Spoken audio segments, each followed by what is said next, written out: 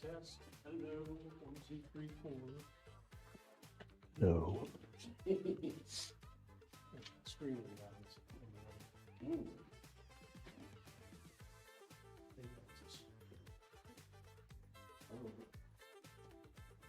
All right. Here we go. Thank you.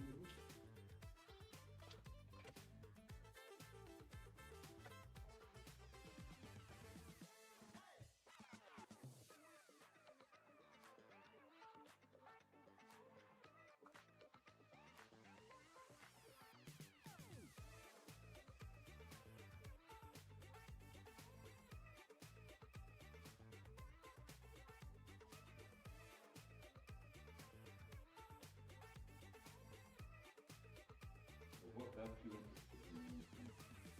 Oh, I've always been interested in engineering, design, mechanics. This is one of those things. And when I retired, I decided I needed something to do in retirement. So I started building it and figured out how they work. Oh my heavens, you wouldn't know how they work when you build them? Oh, that's crazy. That's crazy talk. I mean, next to them, just that they actually work. Yeah, no. Oh.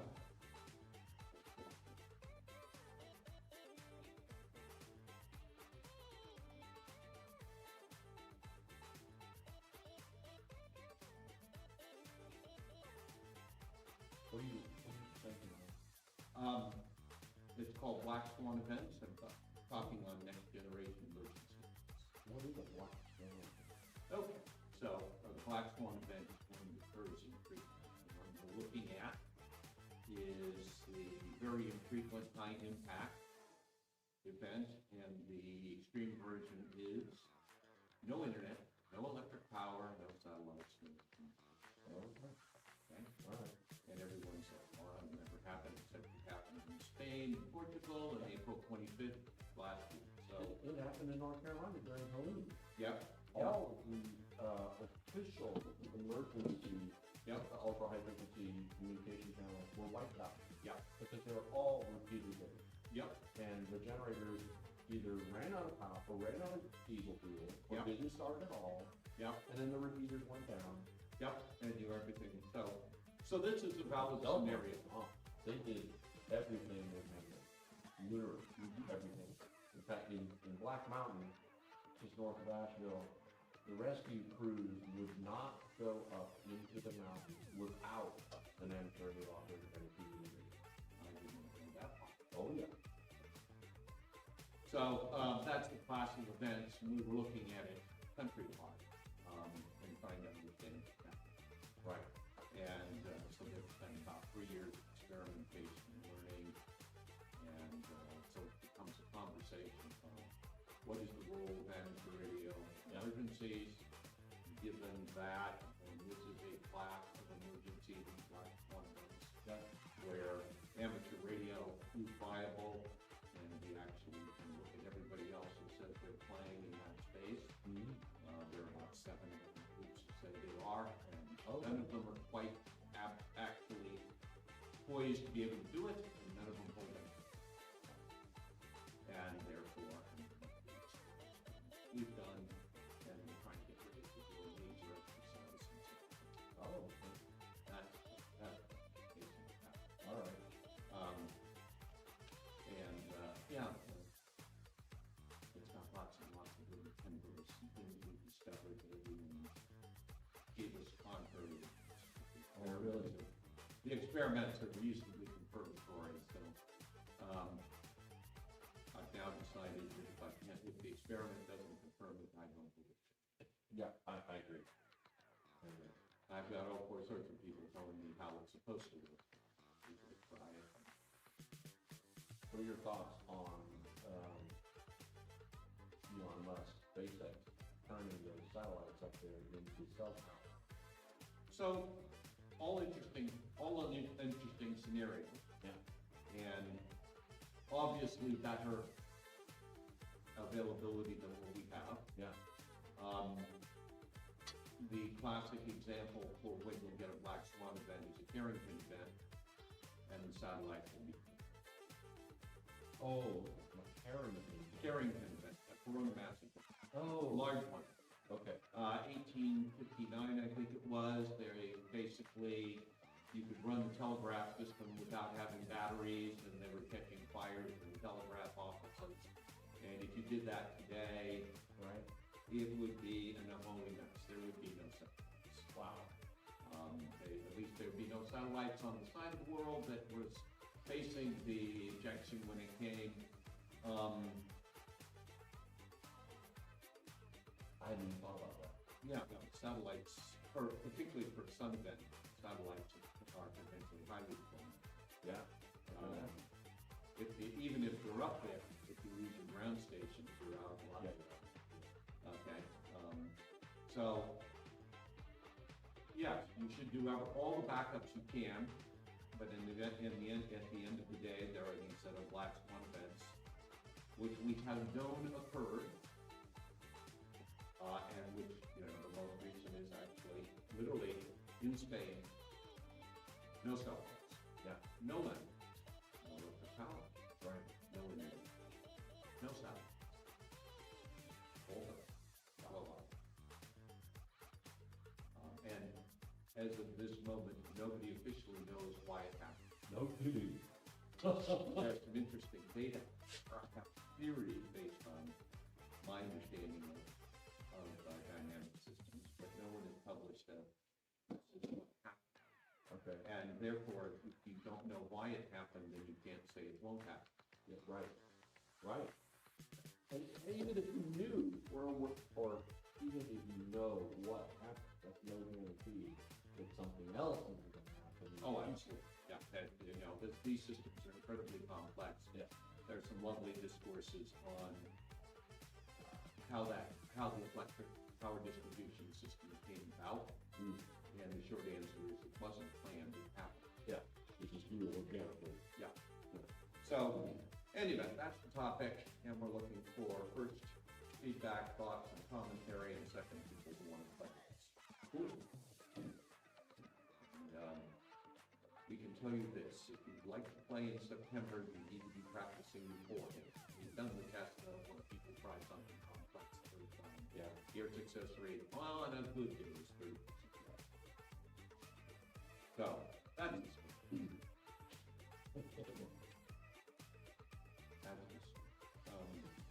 Sounds good. well, we'll see how it plays. In the event, the team's been meeting for 3 years and practicing, and we've almost got a pretty meeting. It's an interesting network because no one can hear everything. Right. Because we're spanning the continent, we have propagation data, how far you can really get Yeah. reliably. And so how do you run a network when this net control can't hear what's happening? Right. Okay. Right. And we've got it mostly linked up. We're not great, but we're okay. So is this something that you're putting together for,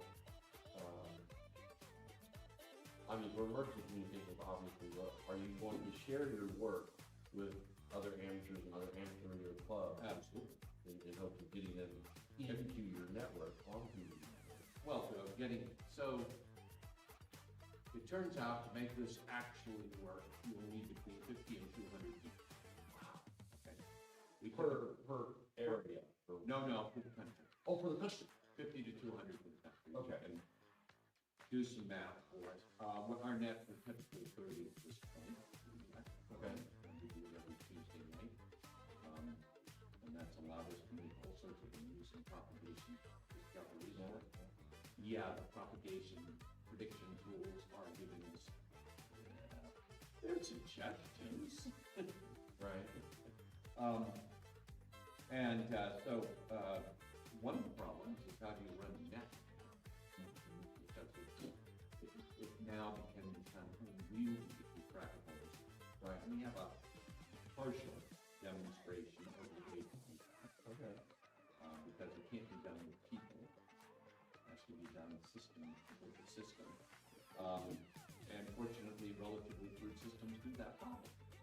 Do you have a website? Yeah, Transcontinental Hamvention on groups.io.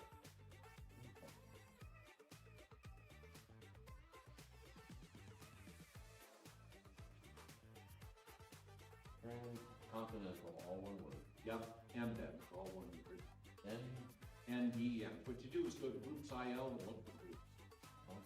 Go to look for groups.io and then scroll down to the T's and you'll see transcontinental. Our work. There's another net doing similar work, which is FXQ Call.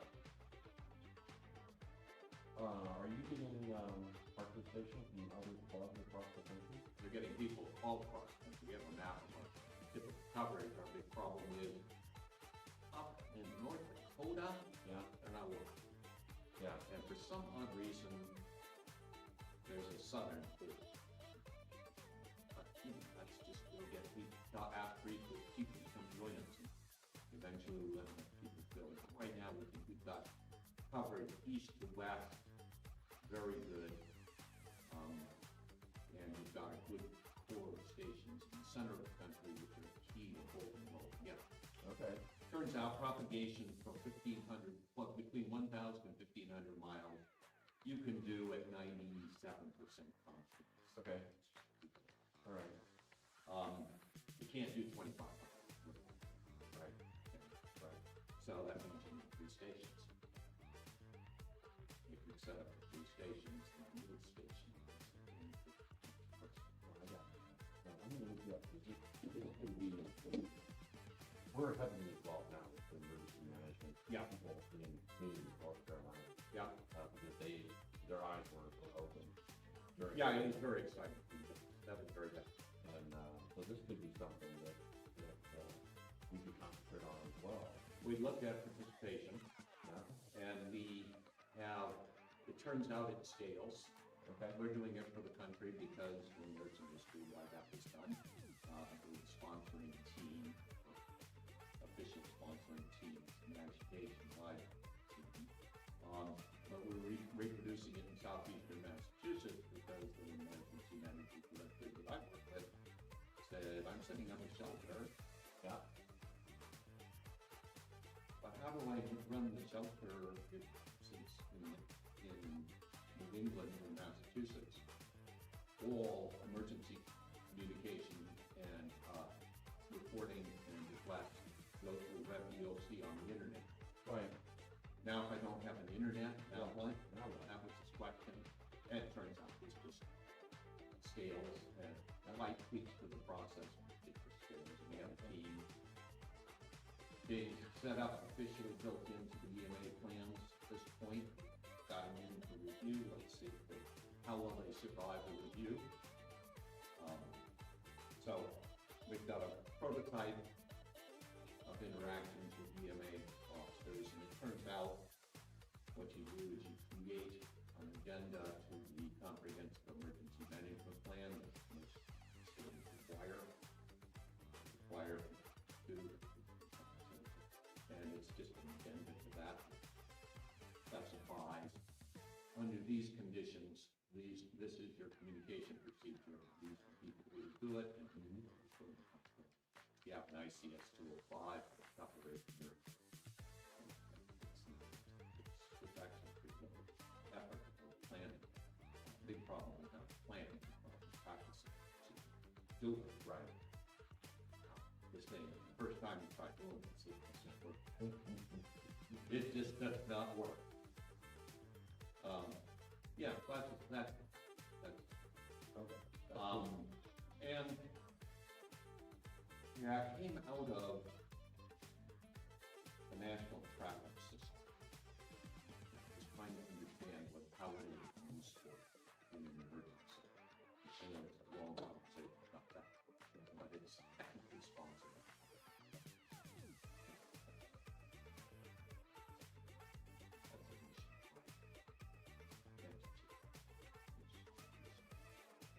And that's why we didn't.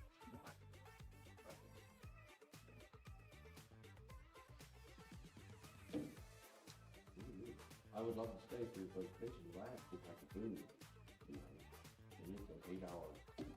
Yeah, no, I understand.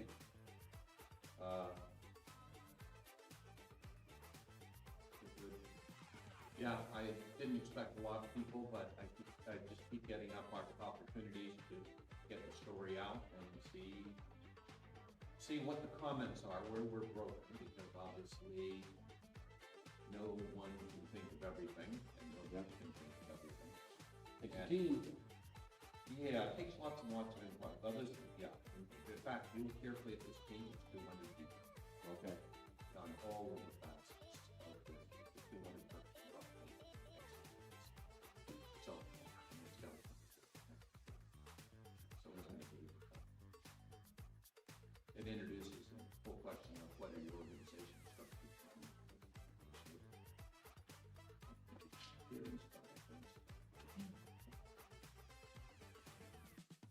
As usual, until I have the test date, I don't believe it. That's right.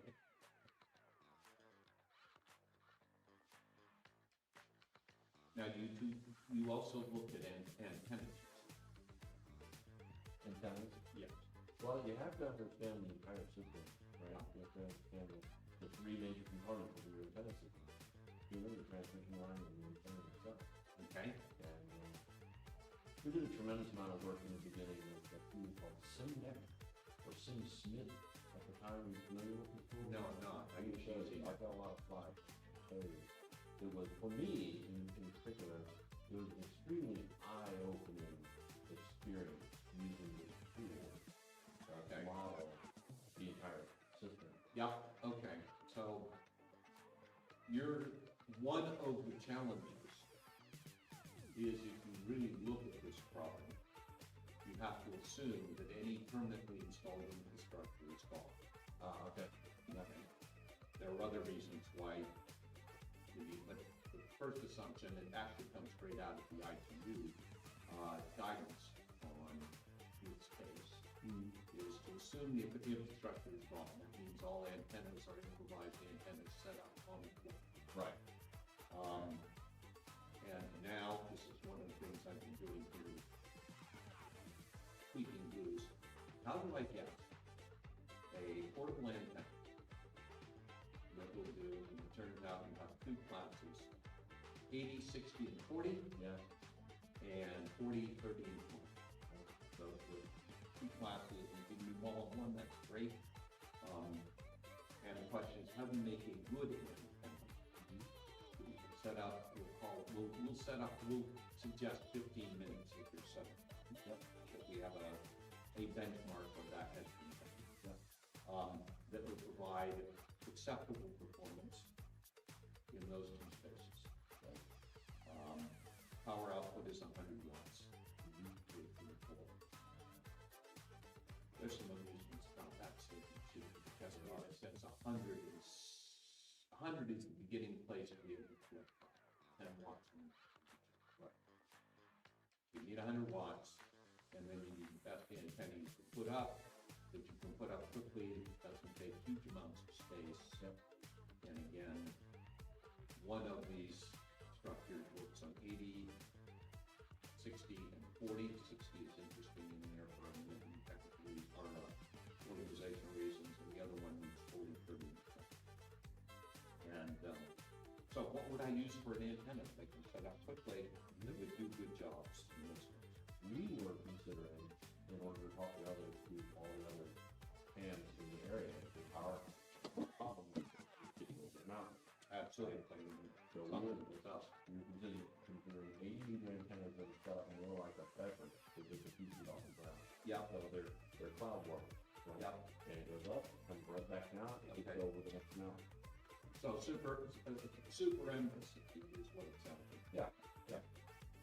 And you were looking at Beverly. Well, it's called something, and the name escapes me at the moment, but you set it up like a pheasant. It's like 3 feet off the ground, Yep. right? And it radiates straight up. Yeah. Comes down over the next ridge line, or over the next whatever. And that was put local. Yeah, that's what you need for the region space. Exactly. In contact with each other. Yeah. Where VHF can't get through the rock. Of course, no. You have the same problem we do. Well, you have hills everywhere. Yeah. If I've got a VHF station, it goes 3 miles. Yeah. That's how I have to do. I can't even work our club computers reliably from my house. away. Did you have documentation on that antenna? No, I looked into it a little bit, and I kind of put that on the back burner, but I need to take that out.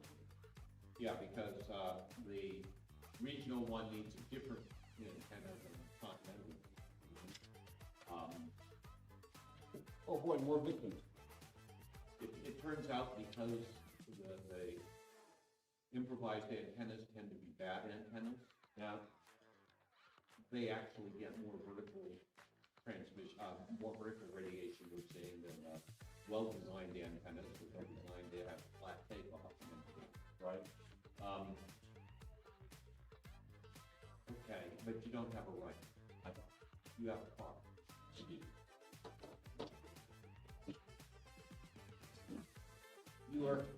You have information we're gonna need to really make this work. Thank you. Okay,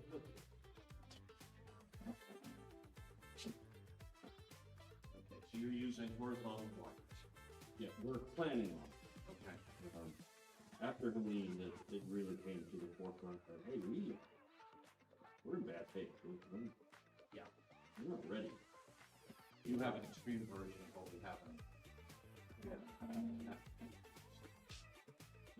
You're more likely to be something you can't made. That big mountain ranges. Okay. And if you're in the valley, it's not.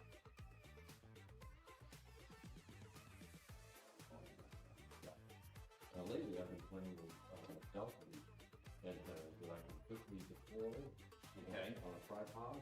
Yeah, I know you've seen them out there now. There's stainless steel telescopic antennas, right? Okay. Some of them are about this long when they're folded down, and 25 feet long when they're fully extended. I saw one back in the flea market area there, Ford's Point. Yeah.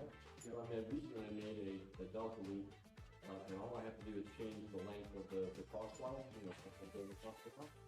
So a 20-meter crosswire or a 15-meter crosswire, and then just adjust the length.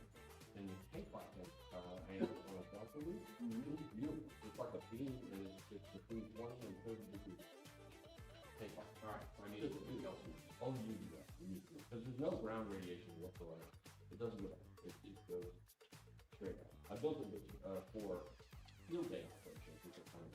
And I actually have them on my site now. We're going to manufacture them, and You're gonna manufacture Delta loops? yeah, so manufacture Delta loops, and the proceeds from the sale of those Delta loops will go directly to the club for income type operation All right, and readiness. and don't handle 100 watts. Oh, beautiful. Okay. I mean, they're really beautiful and simple. You can just stand there to deploy them, and then they fold down to such a small space. You put the whole thing in your car. Easy. Like even a small car. Cool.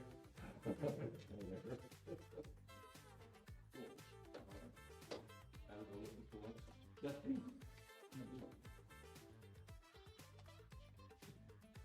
Soon we're gonna cover more technical stuff. We don't have to do that. Most of this stuff it's on Google Docs anyway, so if you're interested, get hold of them, and give you the link. Okay, good. So this is, Yeah, you know. I really don't have to try to, Well, yeah, don't worry. because I really want to understand this, There's a lot of information in here, and so just email me, I'll send you a link, you get my presentation, Thank you. and that way you can fix it. Okay. Right? Well, thank you. You're welcome. Yeah, it's something worth understanding, it's that like. Okay. Okay.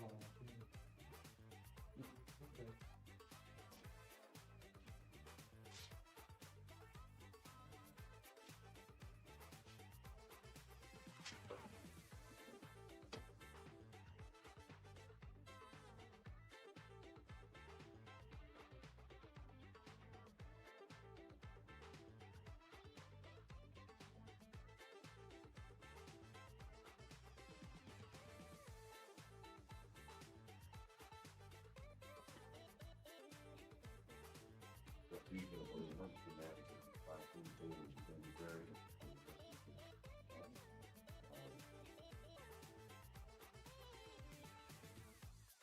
Hey, the thing is, I think we just add it in, because there's that animation, this is also right. Yeah. And, With all of it. and because, yeah, the big challenge is this is in VHF and UHF, you get banked up, just don't stop. Well, it's all repeated based. Every bit of it is repeated based. And when we get to go down, we're good.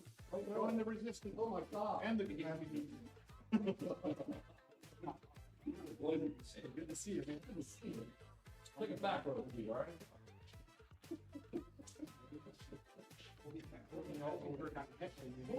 I invited them specifically to me like that.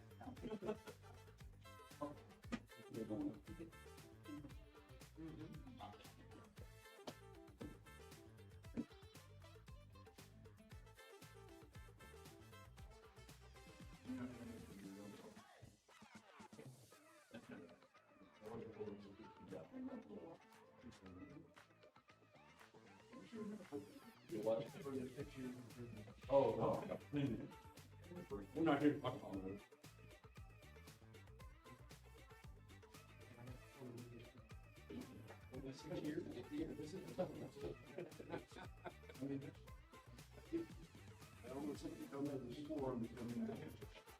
Yeah, but I'm just gonna show you. I'm not gonna do. We'll be here all day. You kidding me? But you know,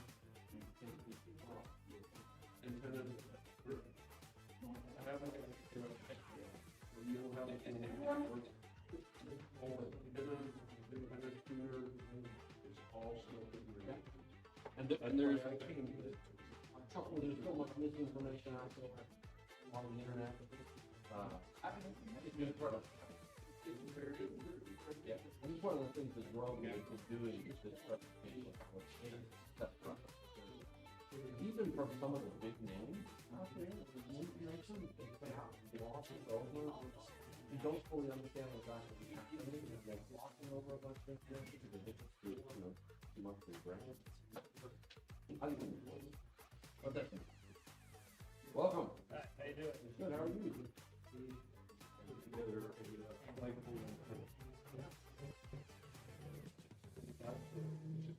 Just think about like right. Conducted copper tape, going to all the sections. Oh, because it was so things. Yeah. We cleaned up the aluminum and put that on there, and I put it together, figuring 25 seconds would end up being like this.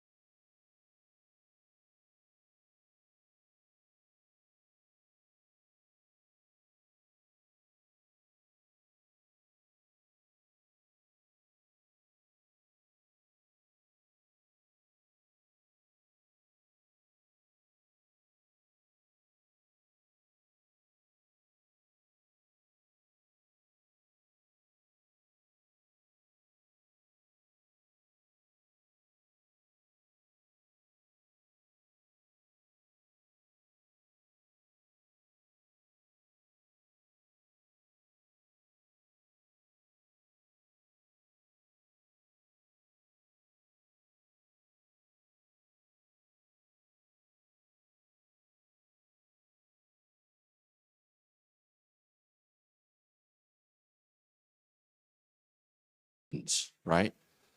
So by putting it in parallel and adding a little bit of inductance to it, I've modified my ohmic resistance. So I went from 50 ohms to 25 ohms. And I have 25 ohms, approximately, of inductive reactance and a 2.612 SWR. All right, so you're starting to see how something could be added in series and something can be added in parallel. And we'll do that again with a capacitor. Yep, so here's my capacitor right here in parallel. And now we're going to go down to the capacitance side of the Smith chart. So remember, this is the inductive side, and this is the capacitive side. And so in parallel, we're going to go around this circle clockwise, and in series, we're going to go around the circle counterclockwise.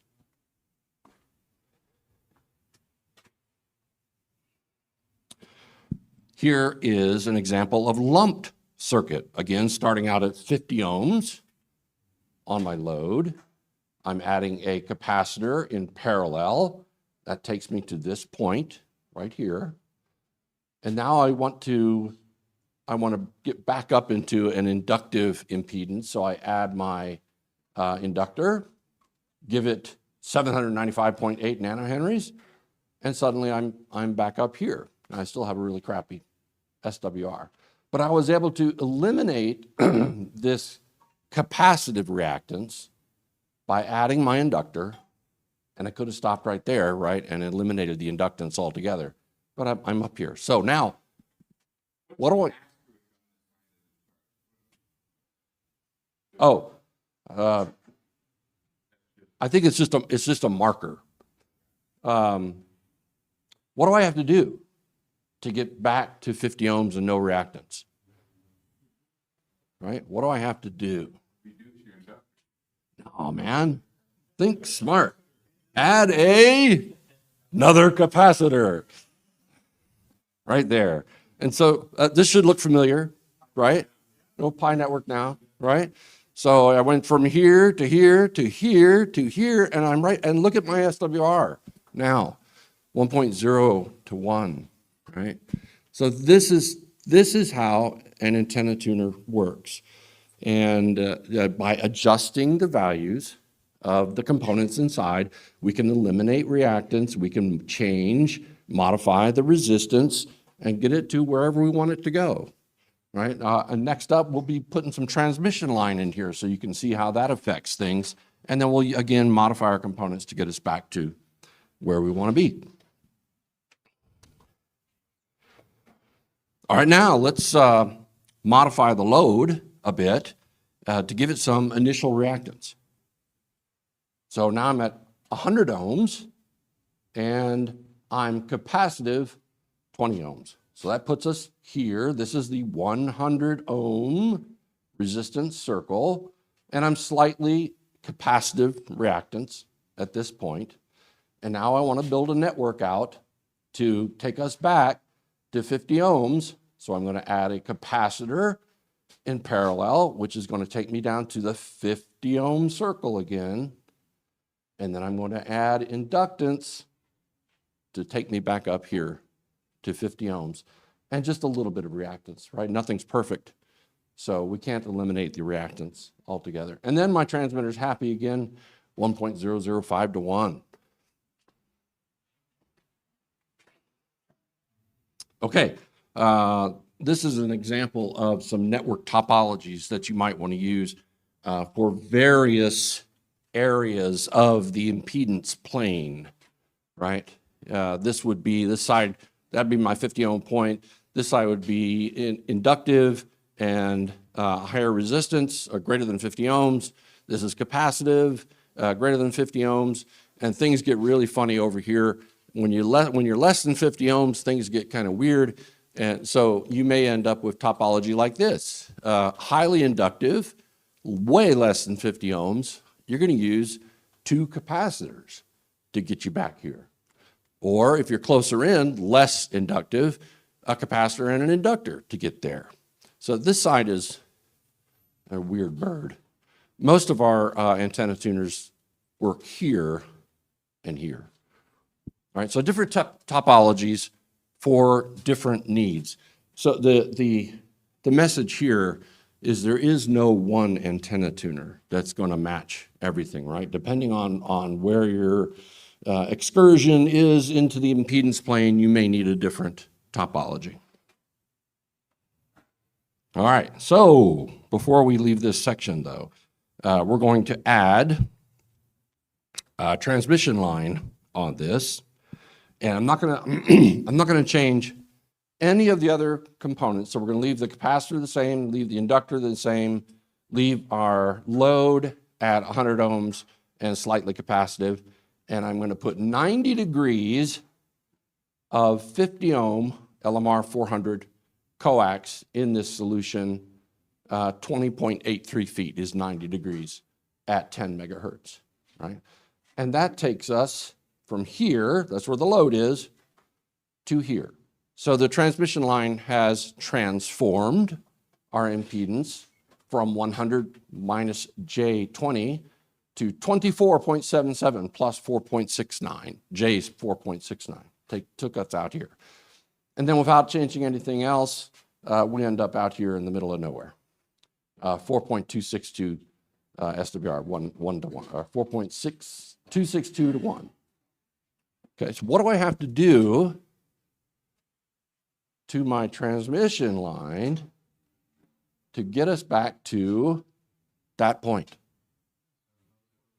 Add another? No! Add another, add some line, right? Quarter wave, half wave, right? A half wave, what happens at a half wave? At a half, it repeats the impedance. There it is, that it sees at the antenna, okay? So by simply putting another quarter wave of transmission line on there, I'm right back to where I started. Cool? Cool. All right, so given that, the big question, how many of you guys believe or don't believe that changing the length of the coax changes the SWR seen by the transmitter? Eh? Everybody's like, yeah, man, that doesn't work, right? I mean, look at it. If I add more line, it's simply going to keep going round and round and round this circle, right? It's not going to go off here anywhere. It's just going to keep going round and round and round. So as far as my transmitter is concerned, the SWR, it's a particular reflection coefficient at this point. So the SWR is not going to change regardless of how long the transmission line is, right? You all sure about that? You're really okay?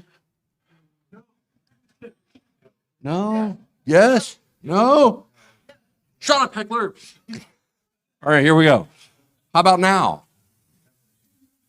How about now? Now look at it. Now, as far as my transmitter is concerned, this dotted line, this dotted circle right here is the 2.0 to 1 SWR point. Anything inside this circle is 2 to 1 SWR.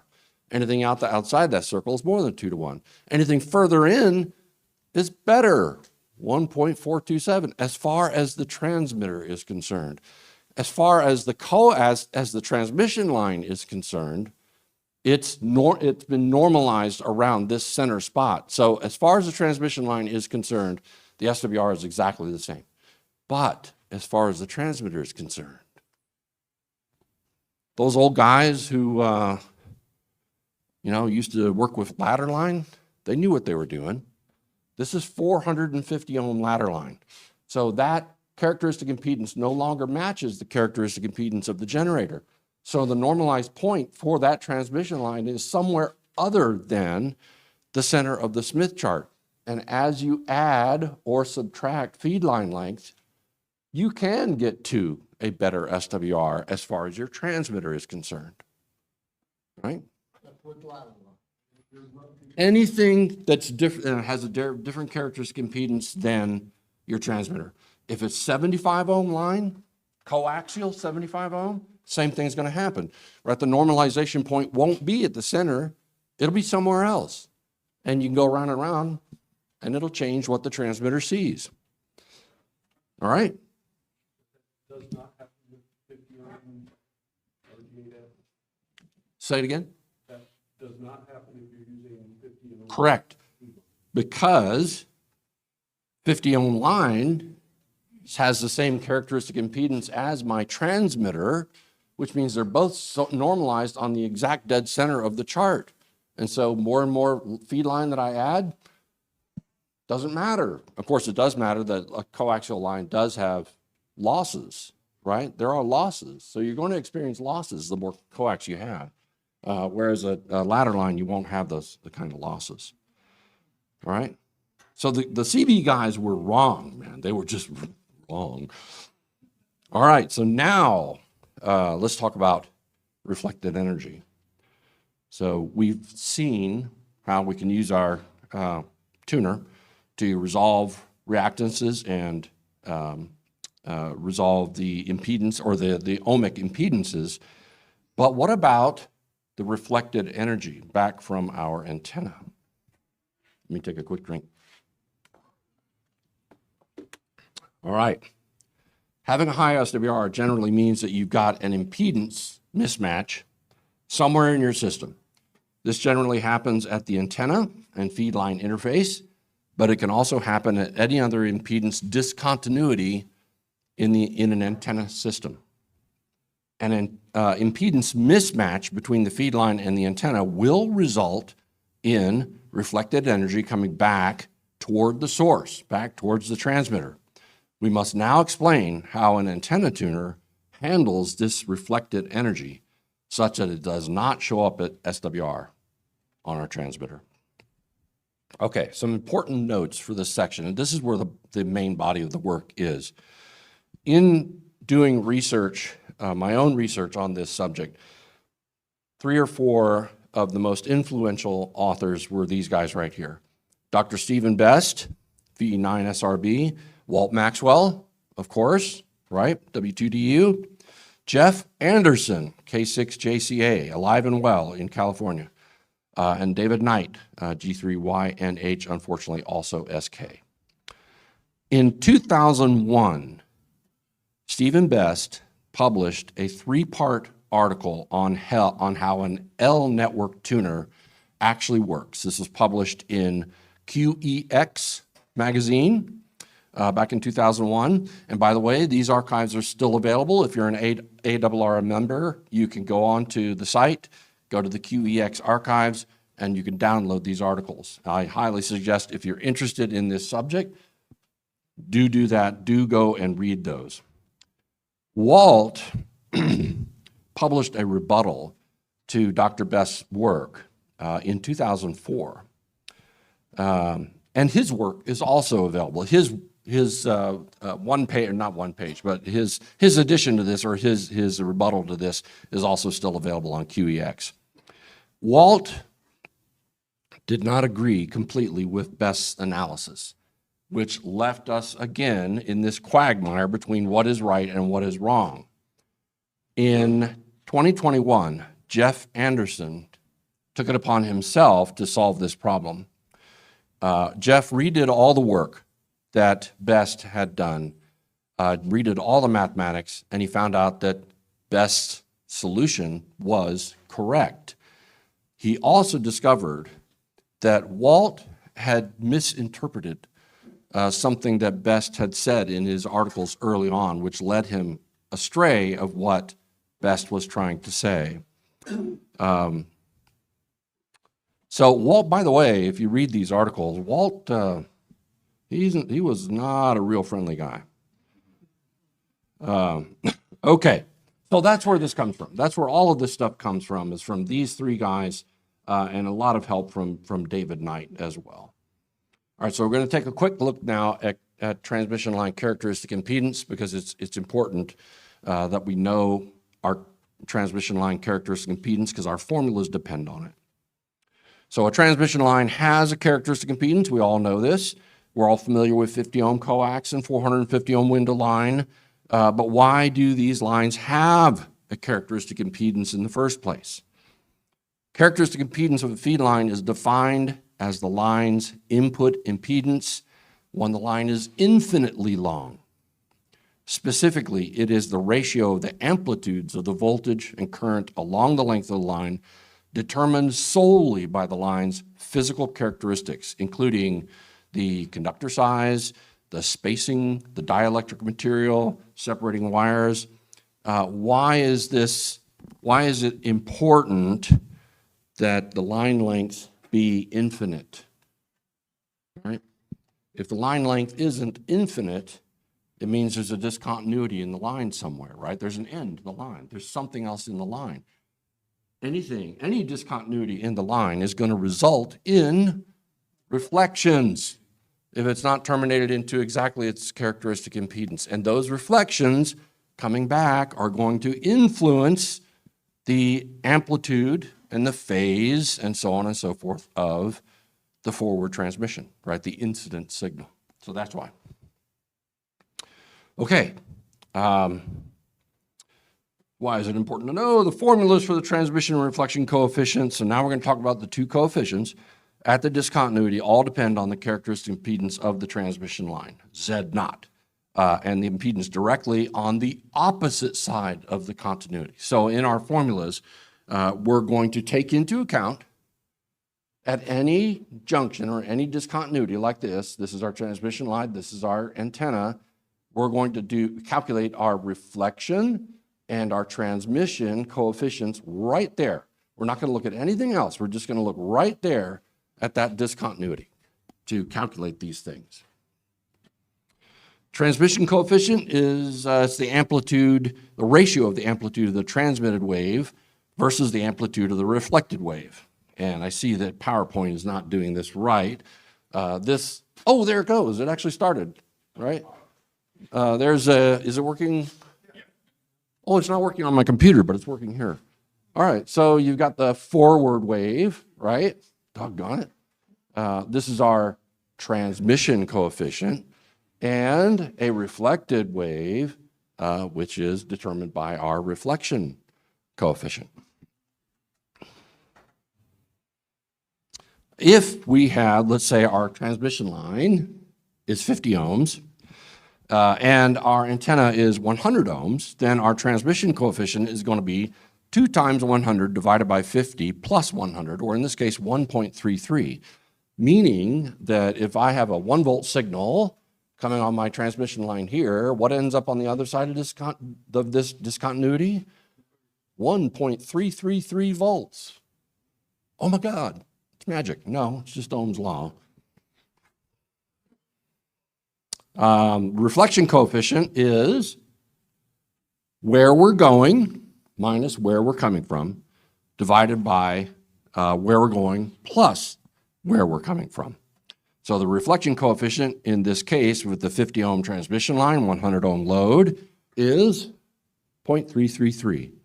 And the relationship between these two is right here. The transmission coefficient is 1 plus the reflection coefficient, meaning we've got no loss of energy when this happens, right? When the signal hits this discontinuity, we have conservation of energy. Groovy?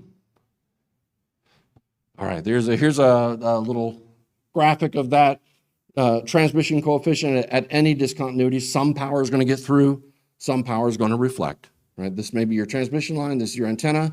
If it's not a perfect match, some's going through, some's reflecting and going back. So that's what we have to address. There are conditions at the discontinuity for phase shift on the reflection. In a short circuit, if the discontinuity is a complete short circuit, voltage is reflected back to the source 180 degrees out of phase. Why? The electric field collapses at a short circuit and the magnetic field stays. In other words, you have amperage at a short circuit, you don't have voltage, okay? On an open circuit, voltage is reflected back to the source, 0 degrees out of phase. The magnetic field collapses and is rebuilt by the electric field. And in the case of an impedance mismatch, there's a shift somewhere between 0 and 180 degrees based on the sign of the coefficient, of reflection of coefficient. And how would the sign change? If I'm going from a low impedance into a high impedance, I'm going to get a positive reflection coefficient. If I'm going from a high impedance into a low impedance, I'm going to get a negative reflection coefficient.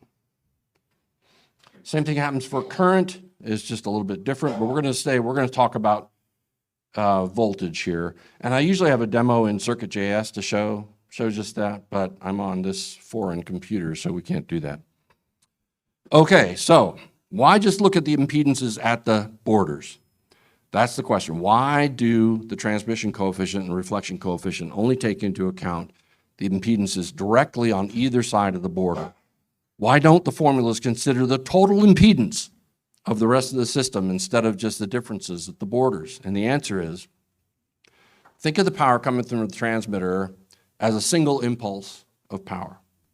This impulse of power can't see into the future. It has no idea what's on the other end of the transmission line.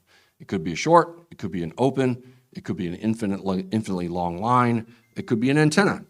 Until something comes back from the other side, the round trip, the total impedance of the system from any single point forward cannot be predicted by a single impulse of power. Over time, there will be reflected signals, and a steady state of forward and reflected power will stabilize on the line. This is the point when impedances are fully realized. Thus, our formulas are only interested in the impedances that can be seen on either side of the boundary. Right? It's like Ohm's law. Ohm's law are mathematical equations that tells you what happens in reality, allows you to calculate what happens in reality. It doesn't tell you the actual reality. It's just tools that allow you to not measure, but to calculate what is happening in an electrical circuit. It's the same thing with reflection and transmission coefficient. Okay, let's get into the real guts of this thing. Quarter wave impedance transformer. Who's familiar with quarter wave transformer? Yes, everybody's cool? All right, so we have, on a quarter wave transformer, we have calculations that tell us, given the impedance of our feed line and given the impedance of our load, our formulas for a quarter wave transformer will tell us what the ohm or what the impedance needs to be of this transformer.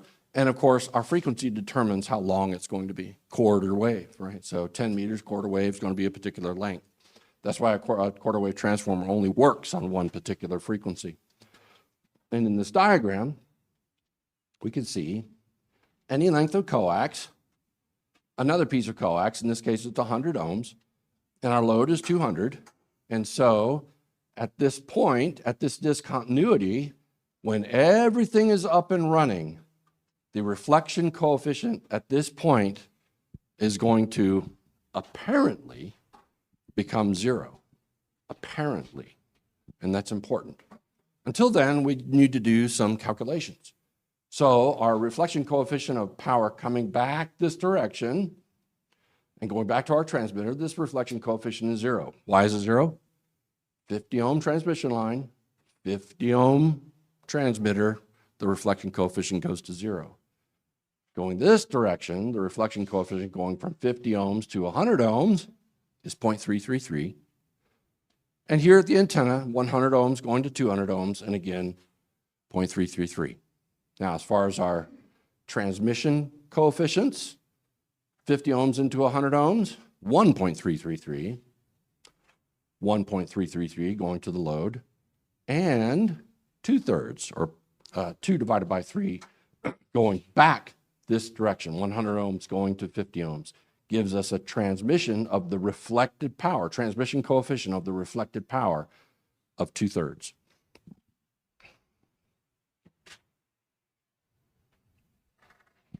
Yeah, that's ugly. Can you see it? I'm sorry, it's hard to see. This is what happens on a quarter wave transformer when one single impulse of power is emitted by your transmitter. One single impulse of power. Starting here, right? Transmitter sends out a pulse. Comes down the transmission line, or a 50 ohm transmission line, hits this point, the discontinuity. Our reflection coefficient and our transmission coefficient tell us exactly what's going to get through and what's going to go back to the transmitter. It stops here. Once I reflect right there, I'm now 50 ohms into 50 ohms. My reflection coefficient is 0. The power stops. Everything else keeps going though. We come through, we reflect here, we also transmit out to the antenna here.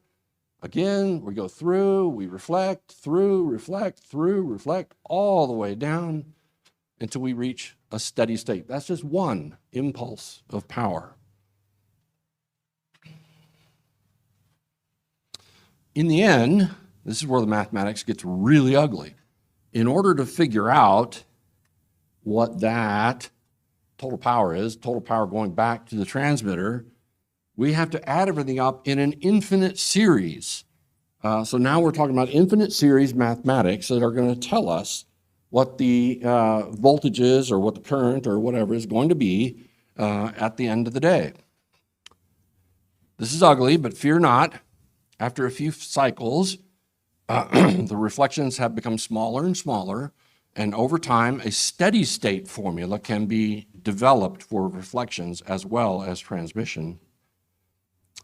And here it is, right? So just for one particular reflection, my steady state formula may look something like this. It's a lot simpler than the infinite series, right? And why is that? And this is really hard to see, so I'm going to tell you guys what's here. Now we have actual numbers in here. So 1 volt coming from the transmitter reflects, and at this point, that reflection is 0.333, right? And now look what happens. 0.333 plus negative 0.296 plus negative 0.033 plus negative 004 plus negative 0004. So you can see where this is going. I mean, we're only, what, 5 reflections in, and we're almost at 0. There's just nothing left after so many reflections, right? Why is that negative? Why is that number negative? It's a quarter wave transformer. We went out a quarter wave, we went back a quarter wave, and now that wave is 180 degrees out of phase with the incident wave. And so these numbers go negative. And what's really cool about this, when you add all this up, it goes to 0. So this reflection coefficient at this point, this apparent reflection coefficient, goes to 0 over time because these waves are canceling out. And so the transmitter is happy to see a 50 ohm load and we get full power. Okay?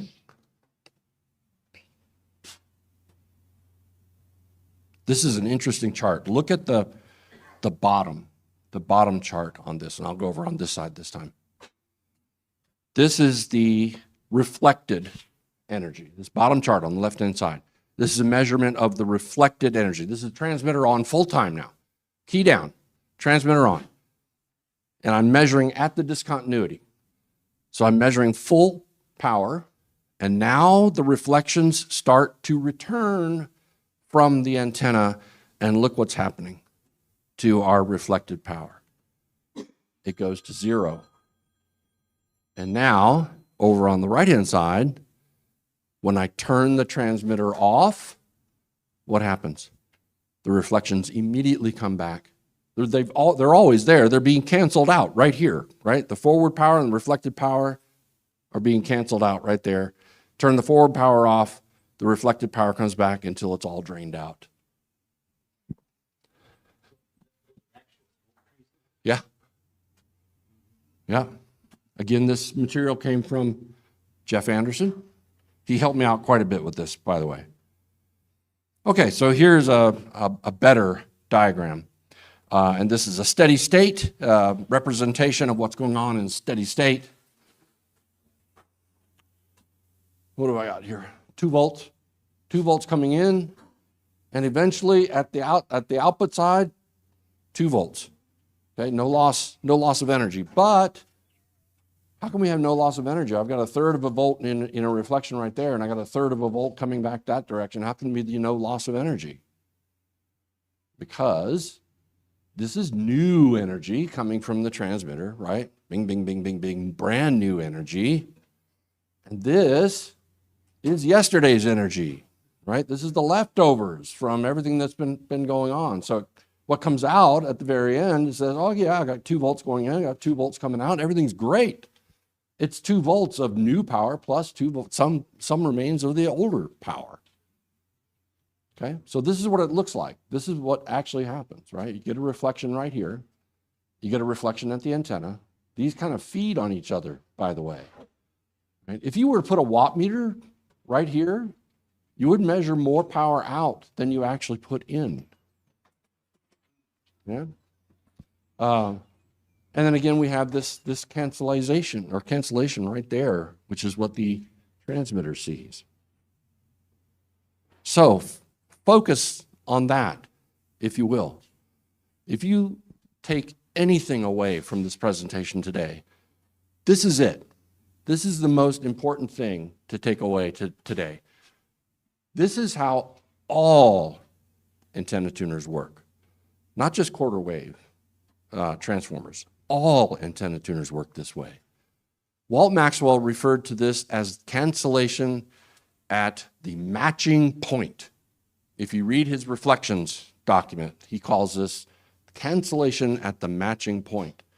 So the match, the actual elimination of the reflected power, is at the input of your tuner, the input side of the tuner. That's where, when everything is tuned just right, and we're going to look at an LC network in just a bit, the amplitude of that and the amplitude of that are going to match completely. They're going to be 180 degrees out of phase. You have complete cancellation, and you have no more SWR coming back to the transmitter. No more reflected power coming back to the transmitter. Okay? And again, this is negative because it went 90 degrees out. It went 90 degrees back. It's 180 degrees out of phase, and they cancel each other out. Okay? That is the most important point.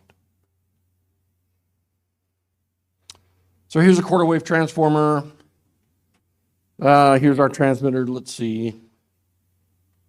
200 ohms. And then I have my quarter wave transformer. In this case, it is 100 ohms. It is exactly a quarter wave long on 20 meters. It's 90 degrees long, so it's 11.71 feet. And that takes us back to right there. And then it doesn't matter anymore how much 50 ohm feed line I put on there. It's just going to go round and round and round and round, that little tiny circle right there in the middle. So regardless of how long that is, 100 feet, 200 feet, 20 feet, whatever, it's still right there. There's no more transformation. Because this is 50 ohms, now this is 50 ohms, and my transmitter is happy. Cool? What if I put some reactance on there?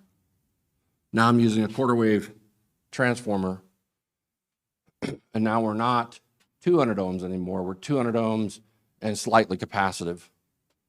This is what happens. We don't end up at 50 ohms anymore. We're somewhere out here in outer space, and my coax is now doing a transformation. It's now transforming because it's not 50 and 50 ohms anymore. It's 48 ohms and some amount of inductance. And so this is my 50 ohm transmission line. It's going round and round and round, and the SWR will never be lower than 1.3 to 1.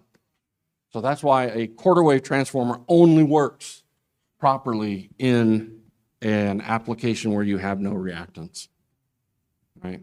And of course, it only works on one frequency, so they're pretty useless. Okay, takeaways. Quarter wave transformer works best when the system is purely resistive.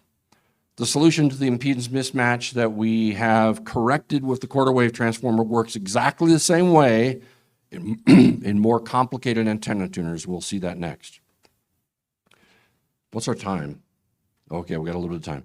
Reflected waves are a fact of life, even in perfectly matched systems, because there's no such thing as a perfect match or a lossless transmission line or no environmental impacts. Antenna tuners do not present a reflection coefficient of 1 total energy reflection to energy reflected by the antenna, right? That's a long-standing myth that power coming back from the antenna hits the tuner and immediately turns around. 100% of the reflected power turns around. That's not true. It's never been true. Reflections happen at the input side of an antenna tuner. This is true regardless of whether the match is through a quarter wave or through a T network, an L network, or a pi network. They all present a first discontinuity to our transmission line. Let's see. The quarter wave transformer presents a 50 ohm load to the transmission line because of the reflections being canceled. The apparent reflection coefficient at that boundary becomes 0 due to the cancellation of forward and reflected waves. Cool? Everybody freaking out? All right. More complicated network. And we'll buzz through this one pretty quickly. The important stuff was on the last set of slides. But now let's talk about a regular antenna tuner with a LC network in it. How is this any different? Right? The only difference between this and a quarter wave transformer is that this is adjustable. Right? So I can have 50 ohm line on both sides. I'm still getting reflections here because my load is 150. And now I'm going to put this LC network in here to take care of it. Right? But now my calculations can include my reflection coefficient, my transmission coefficient calculations can include everything that is on the other side of that boundary, just on the other side of that boundary. So means I can take into account the inductor and the capacitor in both directions. Going this way, I can take this into account along with this, and going this way, I can take this into account with this. And I come up with, just like in the quarter wave transformer, a set of reflection coefficients, transmission coefficients, another reflection coefficient, transmission coefficient out to the load, and a reflection coefficient from the load. The mathematics gets a little bit nastier because now we're dealing with reactive components, right? Not just resistive components. So the math gets weird, and that's why I just put it in these little blocks like this, because you have to take into account the capacitor in parallel with the transmission line, the inductor in series with the transmission line. You get all this nasty looking stuff. Same with the looking back. So this is looking into our transceiver or antenna tuner. And this is from the input side, and this is looking into the tuner from the antenna side. Everything else remains the same. We get a set of infinite series, right, at these discontinuities. And when you add it all together,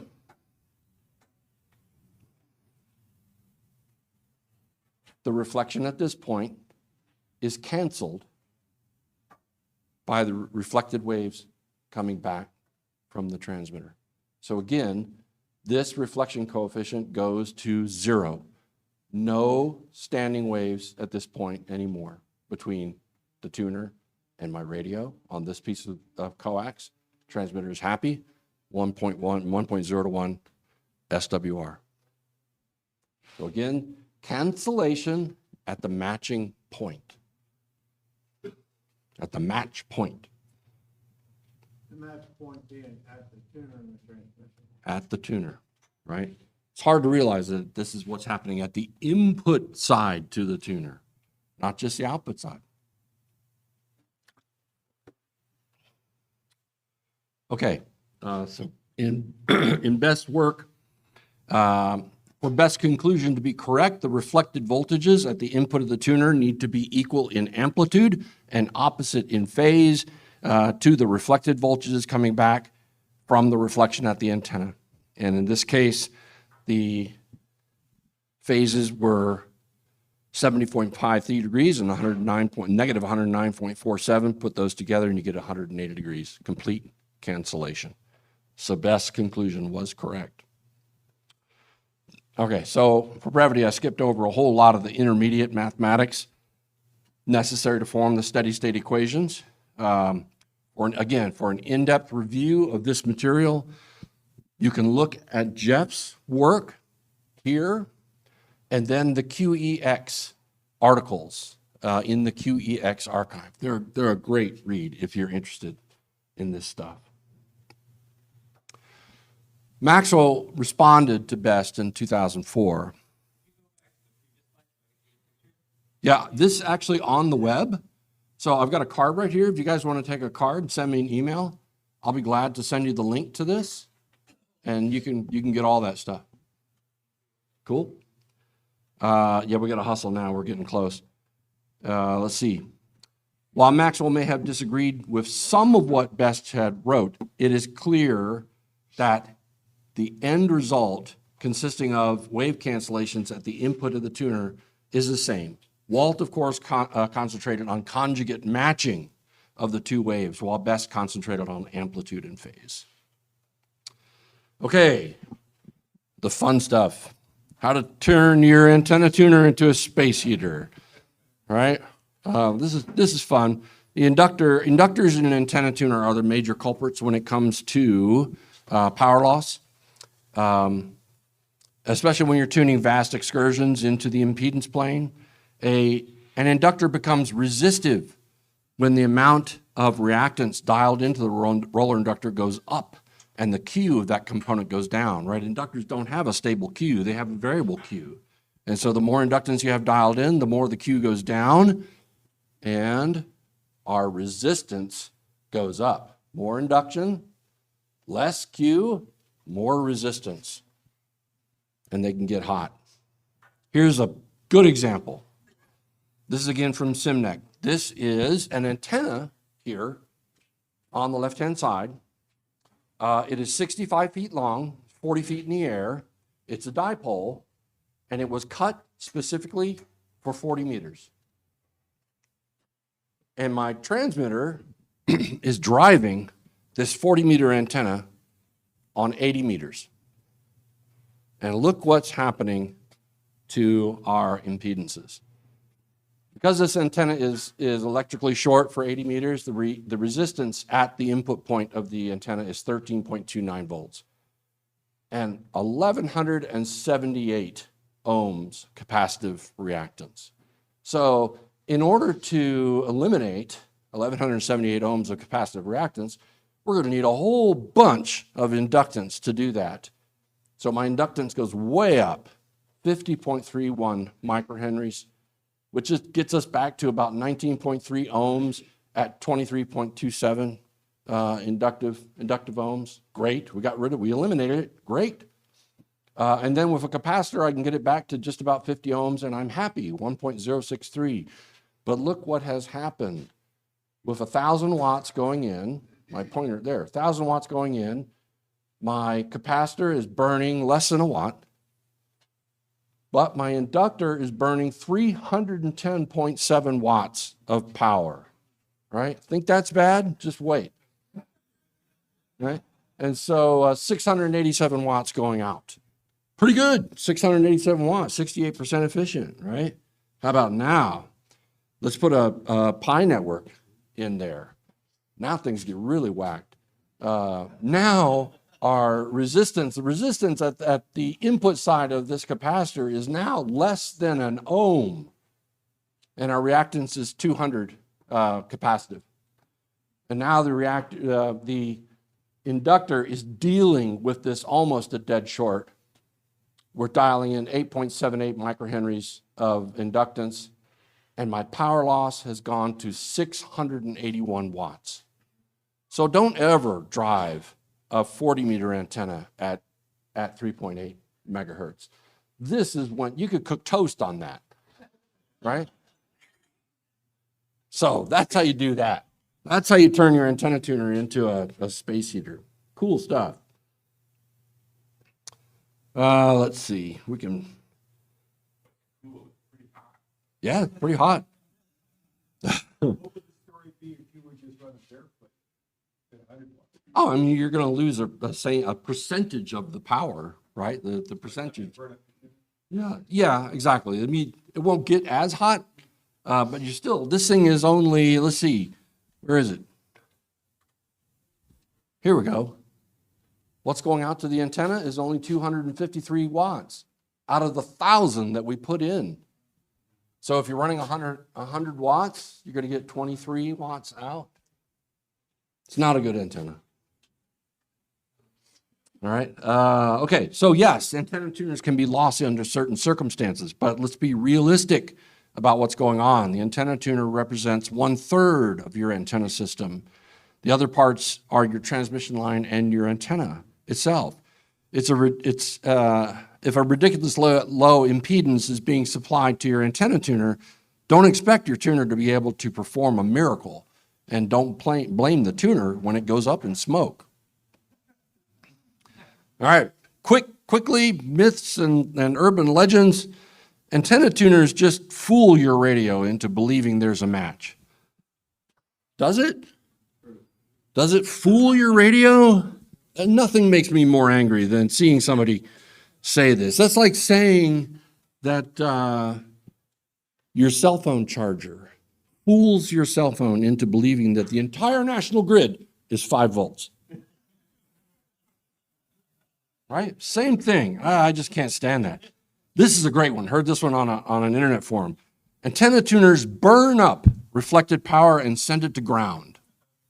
Okay, I've been looking for that send it to ground thing for years, and I thought I saw it in an MFJ one time, but it turned out to be a dummy load. I don't need an antenna tuner. All my antennas are resonant. Resonant antennas radiate better than non-resonant antennas. My Johnson Viking kilowatt matchbox will tune the bed springs on 160 meters. Everybody believes that bullshit, right? Sorry. And it's true, but it also makes a great space heater. Okay, and here's my acknowledgments. Again, Jeff Anderson, Walt Maxwell, Stephen Best. Here they are. This is Jeff. Here, top left, this is Stephen Best. Walt Maxwell, of course. And David Knight. And this is me, Doc Brown, at Blue Ridge Amateur Radio. And my card's up front. Great Scott.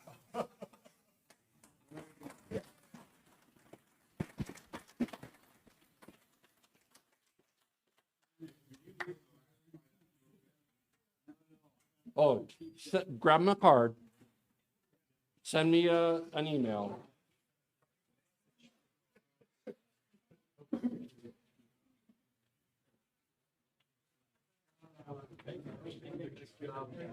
Thanks. Hey, yes, please. Great presentation. Thank you so much.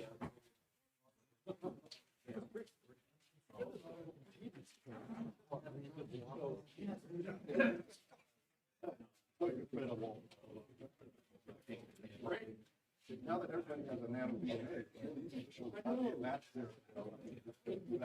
We can get that for old general radio, right?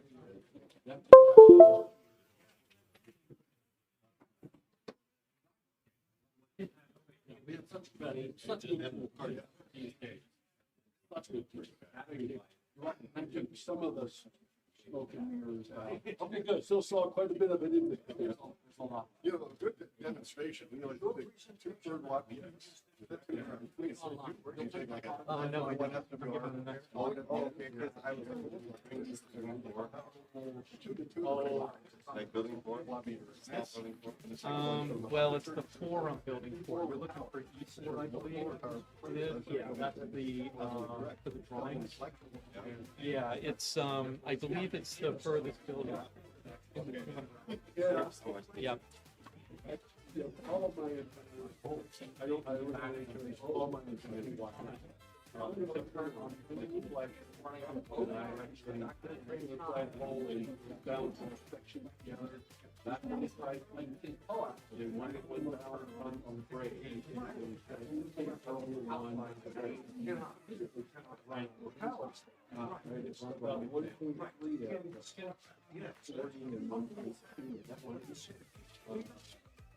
Basically, a rain and wind works. Actually, well, it does not work very well. Obviously, you're not. Oh, sure.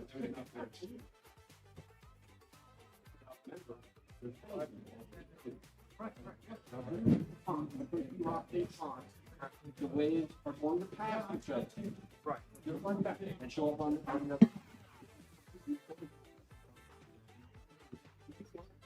So if I'm thinking of this correctly, the forward will be, assuming that the reflective is smaller. Yes.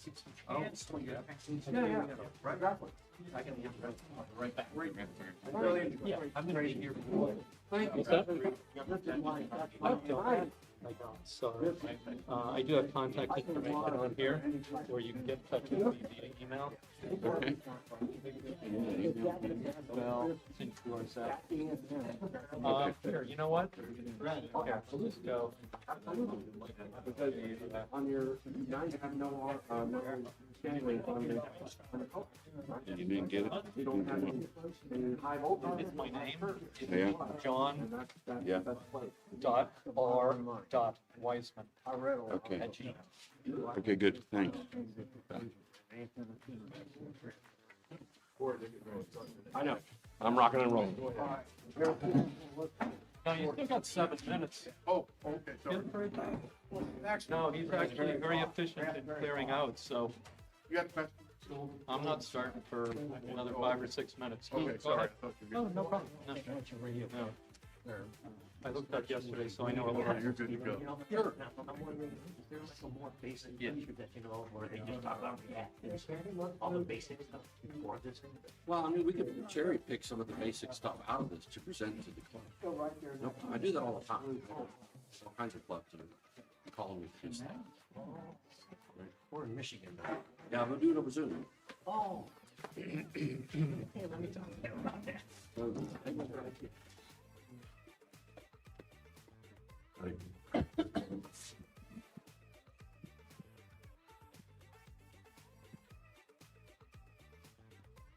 Still 5 minutes. Still 5 minutes early here, so we'll wait till everybody comes in.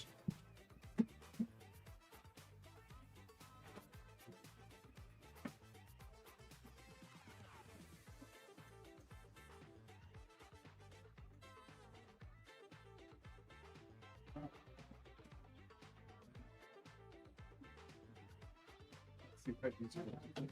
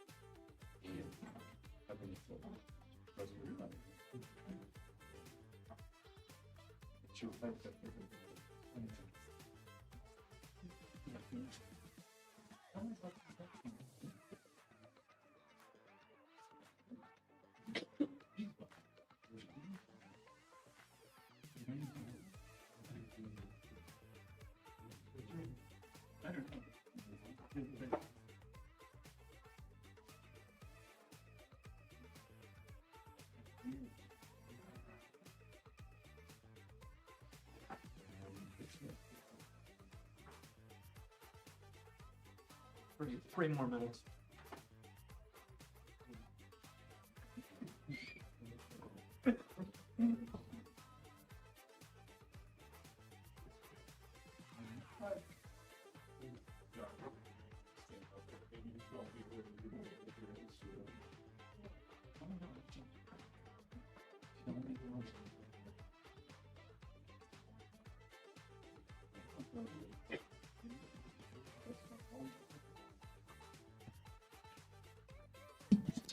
Okay, I think I'll go ahead and get started a couple of minutes early because the line has died down here.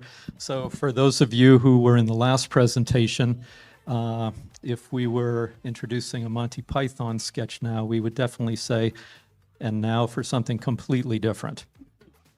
That's for sure. Although it was good. It reminded me of engineering school where I would go from electromagnetic field theory to something else.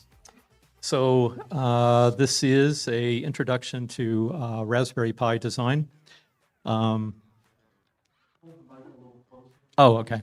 Okay, thank you. And these are some examples of some of the things that we're going to look at today. It's mostly a GUI-based process, okay? There is some hardware design. It's mostly software design, but from a high-level perspective as well, too. I don't really intend on going into any low-level software here. There's too much material. We'd be here for a week. So, but you can always contact me afterwards if you want. Even I can give the software to you. Okay, so the basic agenda that I want to follow here is a brief introduction like we're doing here now.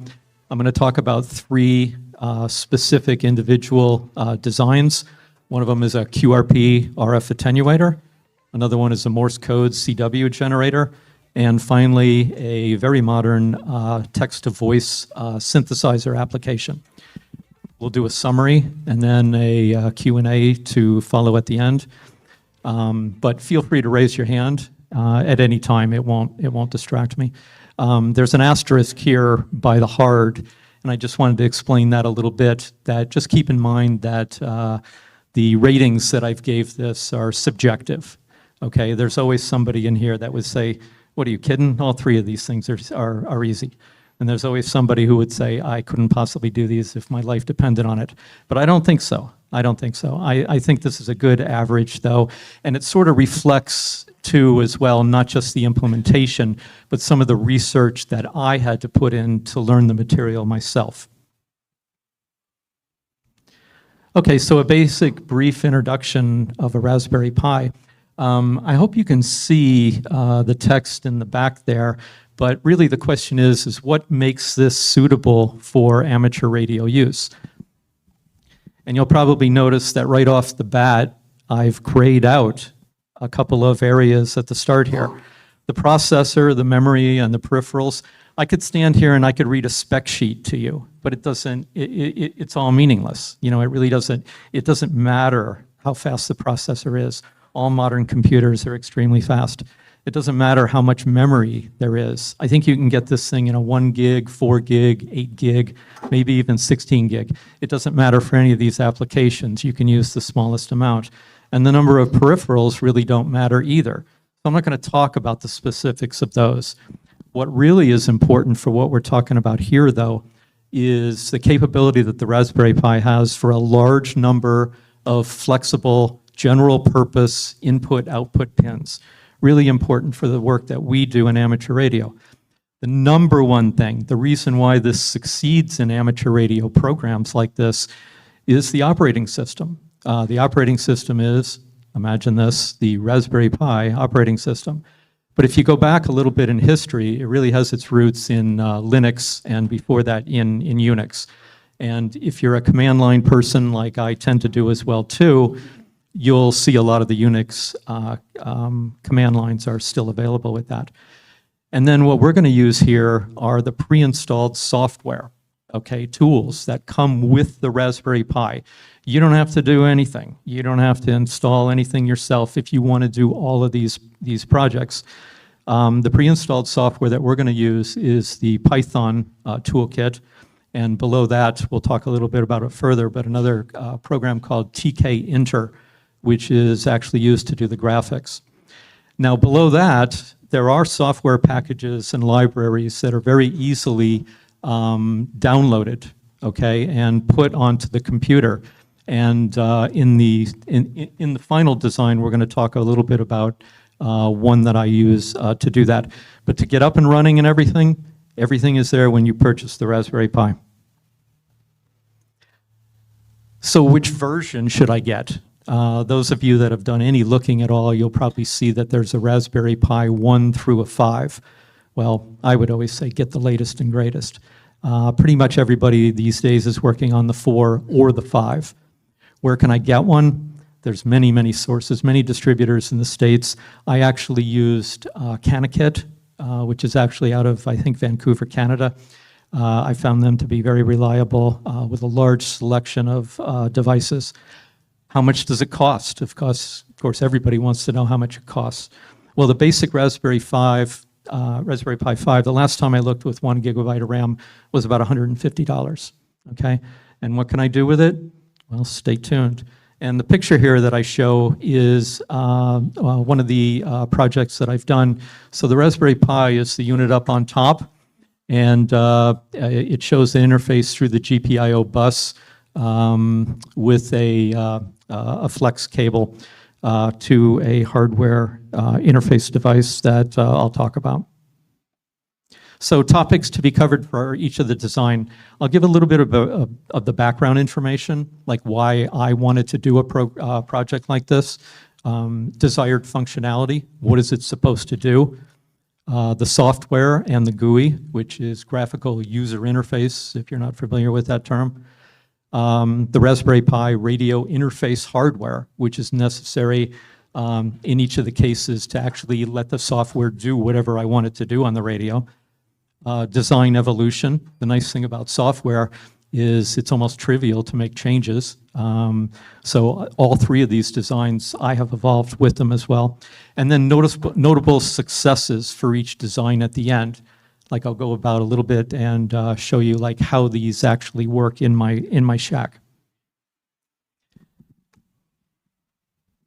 So common design features, before we get started. All 3 of the designs described here have the following in common. All of the software is written in Python. Python is pretty much the de facto standard language now for development work like this. And some of the reasons are it's functional. It allows or it encourages a modular style, okay, which results in very fast, reliable implementation and testing, of course, as well, too. So I had mentioned before as well, too, that all 3 of these programs use a graphical user interface, okay? And the toolkit that I use to do that, which again comes on the Raspberry Pi, is called TK Inter. And without going too much into the technicalities of that, the inter really means it's an interface between the Python language and the operating system. This is what's actually going to generate the graphics that are on your screen. But what does that get you? Well, it gets you a large selection of what we call widgets. And again, we'll show that in gory detail. Or control devices, input devices for you to control the program. The nice thing about these is that they're suitable for they allow you to change the feel and the look. Everything is under your control in these types of designs. So it allows you to think about ergonomics, okay? What do you like? You know, do you have small hands? You're gonna manipulate some of these widgets on a screen. Do you have large hands? Do you wanna manipulate the size of these things? So along with the ergonomics, you can also think aesthetics as well too. It's easily scalable for high definition or full 4K monitor resolutions. One of the interesting things that we all know as hams these days is a lot of our shacks now have screens. Okay, I'm amazed by how fast that has changed. I myself have three different screens in my shack. 2 of them are HD resolution and 1 is 4K. So you can use different GUI resolutions depending on the size and the monitor of your resolution. It also allows you to do control via a keyboard, a mouse, or a touch screen. And I use all three in these programs. Okay. So again, like I said, radio control signals, all three of these use the GPIO bus. They're either directly interfacing or via an external hardware interface module. So for you going forward, what does it mean? Well, if you have any need for any of these designs, you can certainly copy and use my software. It's, I treat it as open source. It's available. It's easy to make data changes. All you would have to do for some of these is maybe change the call signs that are embedded in there, and you could use it yourself. You could change the basic software for any of your personal preferences. If you want to change the colors, the fonts, etc. It's an easy way to sort of learn how the software works. As a matter of fact, is to do something simple like that. Or you can even customize the basic ergonomics. Or if you're a more advanced user, you could certainly get inspired to research and implement your own original designs. So again, you can use these pre-installed Raspberry Pi Python tools.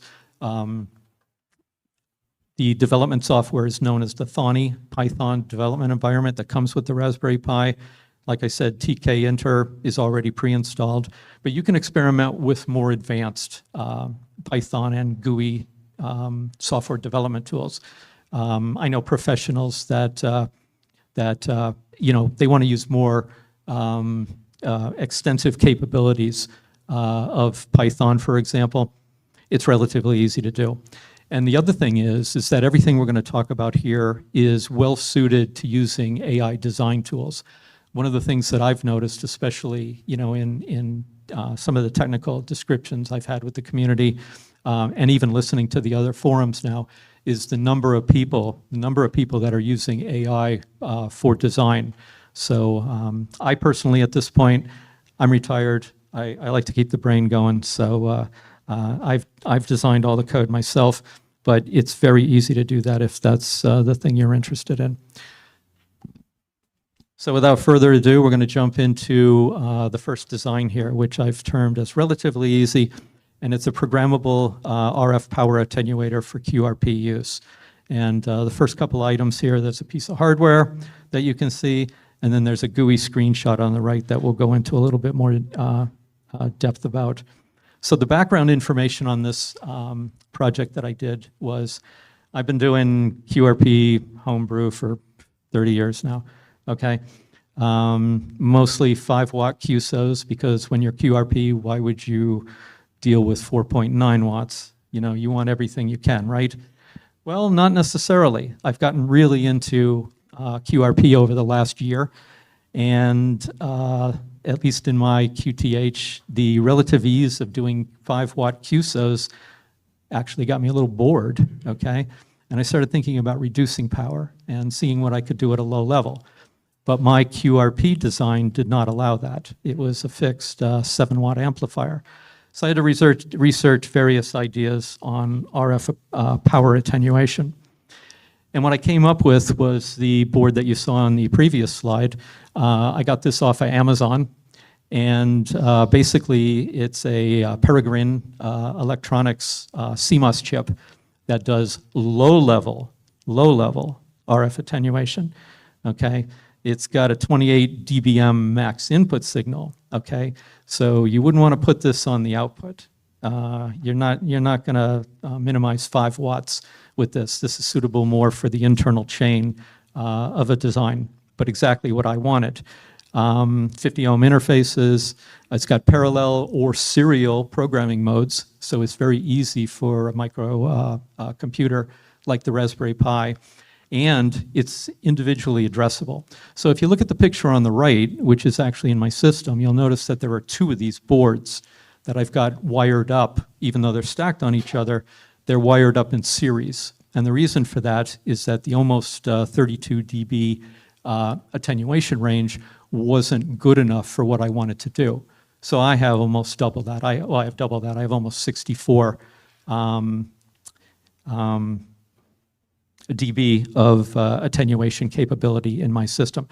Take note as well also, as we go to the next couple of slides, that this reference board, this demo board, is programmed with the red dip switches, okay?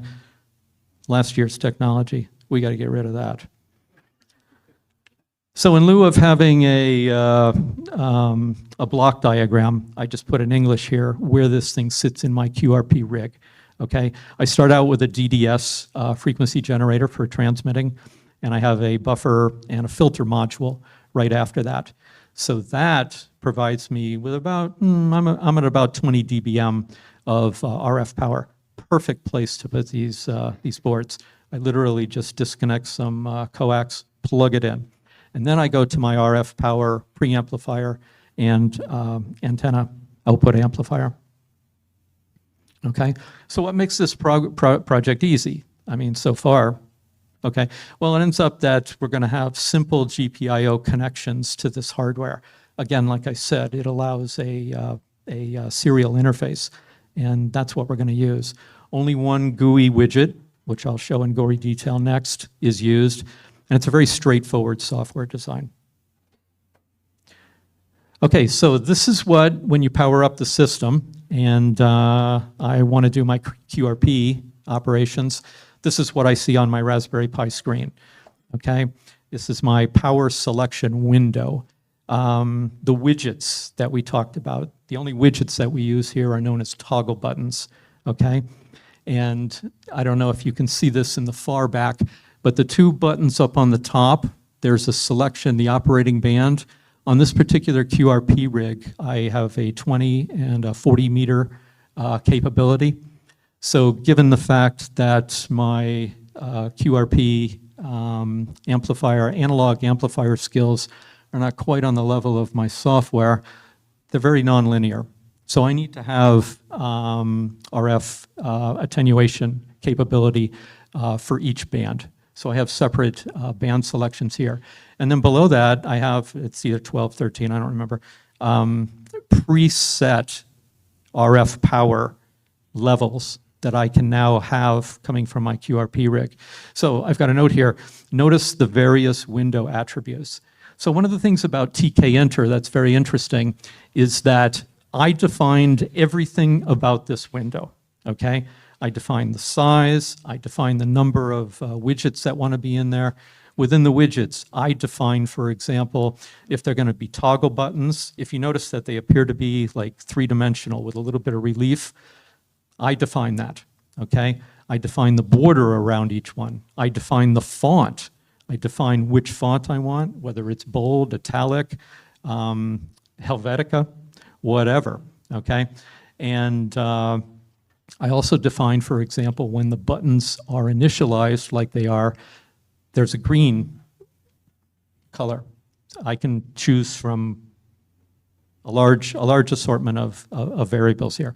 But the point I want to make is that unlike some of the stuff that people do like with Windows programming, you have a lot more control, and it's at a very low level. So your presentation on the output is high level, but your work is at a very low level. Okay, some people don't like that.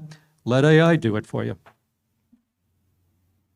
So what do these buttons do? Okay, I said I wouldn't get into gory detail about software or anything, but I did just want to show a little bit about what they actually do. So it is a serial command to the RF attenuator boards.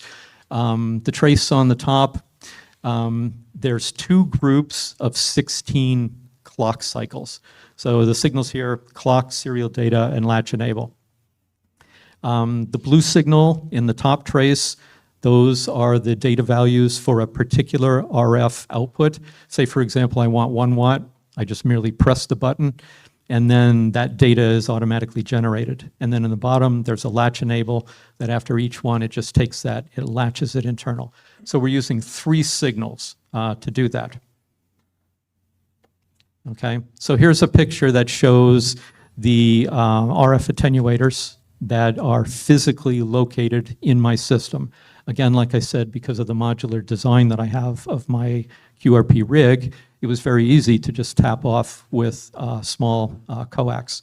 Now, just take note on the little green proto board to the lower left, okay? I'm gonna talk about this a little bit more in a couple of slides, but I want you to take note of that as a little bit of extra thing that we have to watch out for. So if you were David Byrne or if you were in the Talking Heads, you might ask yourself, how did I get this big house? Or how did I get this beautiful wife? But if you're in this forum, you might ask yourself, well, how are those data values actually generated? Okay, so what does 1 watt, how do I get that when I press a button on a GUI with my RF attenuator? Well, the process that I go through is pretty straightforward. I just have a switch that leads to my dummy load, and I know in advance that 1 watt is a particular RF level on my oscilloscope. So I set my voltage cursors to the envelope that I want to get from there, okay? Now, most people would say, well, okay, wait a minute here. You're doing software. Why don't you just program it all in software? Well, the problem is that this amplifier and a lot of the ones that QRP people use tend to be highly nonlinear. So it's kind of difficult to actually have an equation to do that. So that's why I use this kind of a process to actually get the data values. But remember, like we said, this demo board has dip switches, and you don't want to sit there with a screwdriver and do that. So software to the rescue. So what I did was I fairly quickly, with my toolkit, I generated a data value GUI here. And you'll notice the similarity between the physical nature of this and the actual dip switches, okay? So I just mimicked, and this is kind of a good case of ergonomics and aesthetics, I mimic the dip switches on the board in software on my screen, okay? So if I'm watching my oscilloscope, all I have to do is literally on my touch screen, touch these various buttons or use a mouse, and I can watch my RF range on the oscilloscope rise and fall. So using this, any particular, once I know the RF level that I want, the voltage level on the scope, literally takes me about 1 minute, okay, to find new values. So software to the rescue. Okay, so remember I said, remember that little green board. So there's a couple of potential pitfalls that you need to be aware of if you're going to be using Raspberry Pis like in an embedded type application like this. So unlike a true embedded microprocessor, your Raspberry Pi is most likely on a separate power supply from the radio. All 3 of the ones that I use in my shack, they're all on separate power supplies. So one of the things that you have to be careful of in a system like this is the Raspberry Pi should never be allowed to send signals to the RF attenuator IC when its power is not on. Because remember I said these are low-level CMOS devices. So, and one of the ways that I noticed this was I was doing some software changes. I had turned the power off to my system, and then I was doing a test procedure, and I'm like, oh, wait a minute, I'm sending signals live to that CMOS chip. Don't do that, okay? So what I came up with is an IC power sense circuit. It's sort of a fail-safe here. One of the obvious things would be, because like I said, I didn't turn the power on. So an obvious thing would be is if you could get the Raspberry Pi to sense the voltage level on your RF attenuator board. Just stick the voltage in there, okay? Well, you have to be careful because then you have potentially the inverse problem where it would be possible that you're powering up your radio and you're sending 5 volts to an input of the Raspberry Pi, which is 3.3 volts, and the power is not on. So you got like a catch-22 here. So you have to be careful. So I came up with this quick circuit here, and basically it just uses an optical coupler here, so that when 5 volts is on in the radio system, it turns on the RF coupler. And then one of the features about the Raspberry Pi is the GPIO pins are programmable. You set whether they're inputs or outputs. So in this example, I set it to an input, and I also use, you can see it in the far right, an internal pull-up resistor, okay? So that allows me in software to determine whether the power is actually on or not, okay? So good design practice. The other thing is just beware of your ground connections. and everything as well too.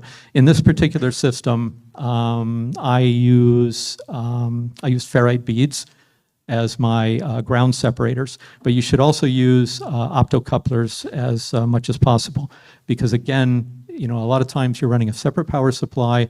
It might be a cheap wall wart. You got to be careful of ground noise in your system. Okay, so I do have a demonstration of this, and I'm not 100% sure if this is really going to work here. Let's see. This is a quick demonstration of the RF attenuator GUI that's currently running on my Raspberry Pi. I want to pay particular attention to the fail-safe mode here. So in using the system tray down here on a touch screen, I'm going to call up the program here and zoom in a little bit better here on the GUI here. Now, say for example, I had made some software changes and I wanted to test something here. I can go in here and I want to select a power, and you'll see that it's come up red. And if I try another one here, it's the same thing here. Well, the reason it's coming up red is because... Okay, well, it worked yesterday in the... in the pre-demonstration, but I'm not going to mess with it because of time.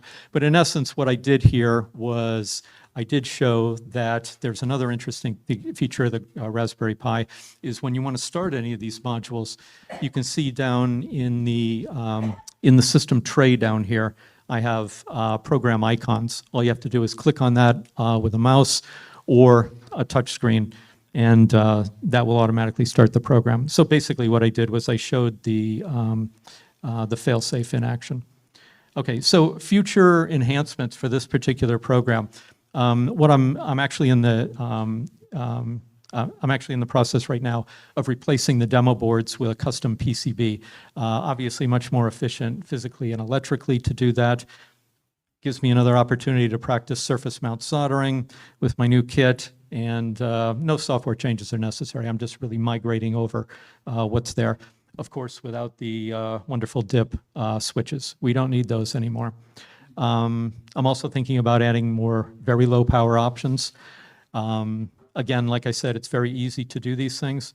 If you're interested in more detailed information, I've been told anyway, in the next issue of QRP Quarterly Magazine, if you're familiar with that, there will be a write-up in there. Okay, so does this thing work? Well, you be the judge here. So the original goal that I had was to log, I figured I'd log 25 QSOs at greater than 1,000 miles per watt. That's like the one of the metrics in the QRP community is 1,000 mile per watt contact. I logged over 200 in 2 months. So it was very easy to do that using this system because I have the capability of adapting very, very quickly my output power to the conditions that I'm sensing. If I go back and forth with somebody at 10 milliwatts, 5 or 6 times, and they don't hear me, they're not going to hear me. So I'll try 15. I'll try 25, whatever it takes, okay, to make the contact. But that's how I log my QRP, is the minimum power that is necessary. So I'm interested in maximum miles per watt performance. So with the old dipole I had on the roof, I got almost 250,000 miles per watt, okay? And with the OptiBeam that I have now, I have 1.2 million miles per watt. So the QSL card for that is on the right. And thanks to Victor, VA2WA, who I was pleased to meet yesterday when he gave a forum. So he dug my signal out of the noise, 2.5 milliwatts across the Atlantic. The minimum power QSOs that I've done are 10 milliwatts with a dipole and 1 milliwatt using the OptiBeam. And I've got worked all continents with 500 milliwatts or less. It definitely does what I want it to do. So let's move on to the second design, which I've labeled as medium complexity. And this is a GUI-based Morse code controller. And just a quick note before I go any further as well. Oh, there's a question in the back. Oh, it's not following? That's not good. 1 second, then. Yeah, really? I didn't write the software. I hate to say it, but let's see here.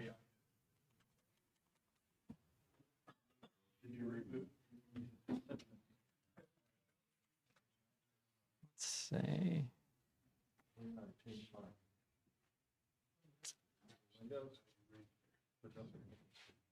You know what I'm going to redo the yeah, let me restart this PowerPoint. I think the video messed things up here. Oh boy. There we go. Okay, sorry about this. We're back. Okay. Whew. Oh, man. We're not back. Is there an IT person here? Oh, man. This is one of the bad parts about doing this is we're kind of on our own here. And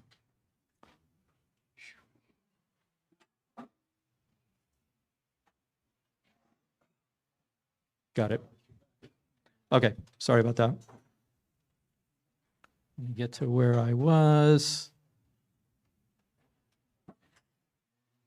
Okay, there we are. Okay. So I just wanted to point out as well, too, that if you see the picture on the right, this is my Morse code setup at my station, okay? And we're going to talk about a GUI-based version to send it by machine, but I still do use my Bengali sideswiper and my straight key. I do a lot of SKCC work as well, too. So another thing that's interesting is that you can see on the Raspberry Pi on the right, it's my station computer, okay? I've got 3 DX spot windows here. I've got my gray line indicator running. I've got my logging system running. I do other things at the same time here, okay? So full microcomputer. Okay, we're still running, good. Okay, so a little bit of background information. I've always enjoyed CW since my novice days. You know, I'm typically around a 15 to 18 word per minute rag-chew guy. Like I said, I do SKCC. You'll catch me quite often on the slow speed and the medium speed contests with my straight key. And I tend to use those with some of my low power operations. But I also wanted to work DXpeditions and DX context stations as well too.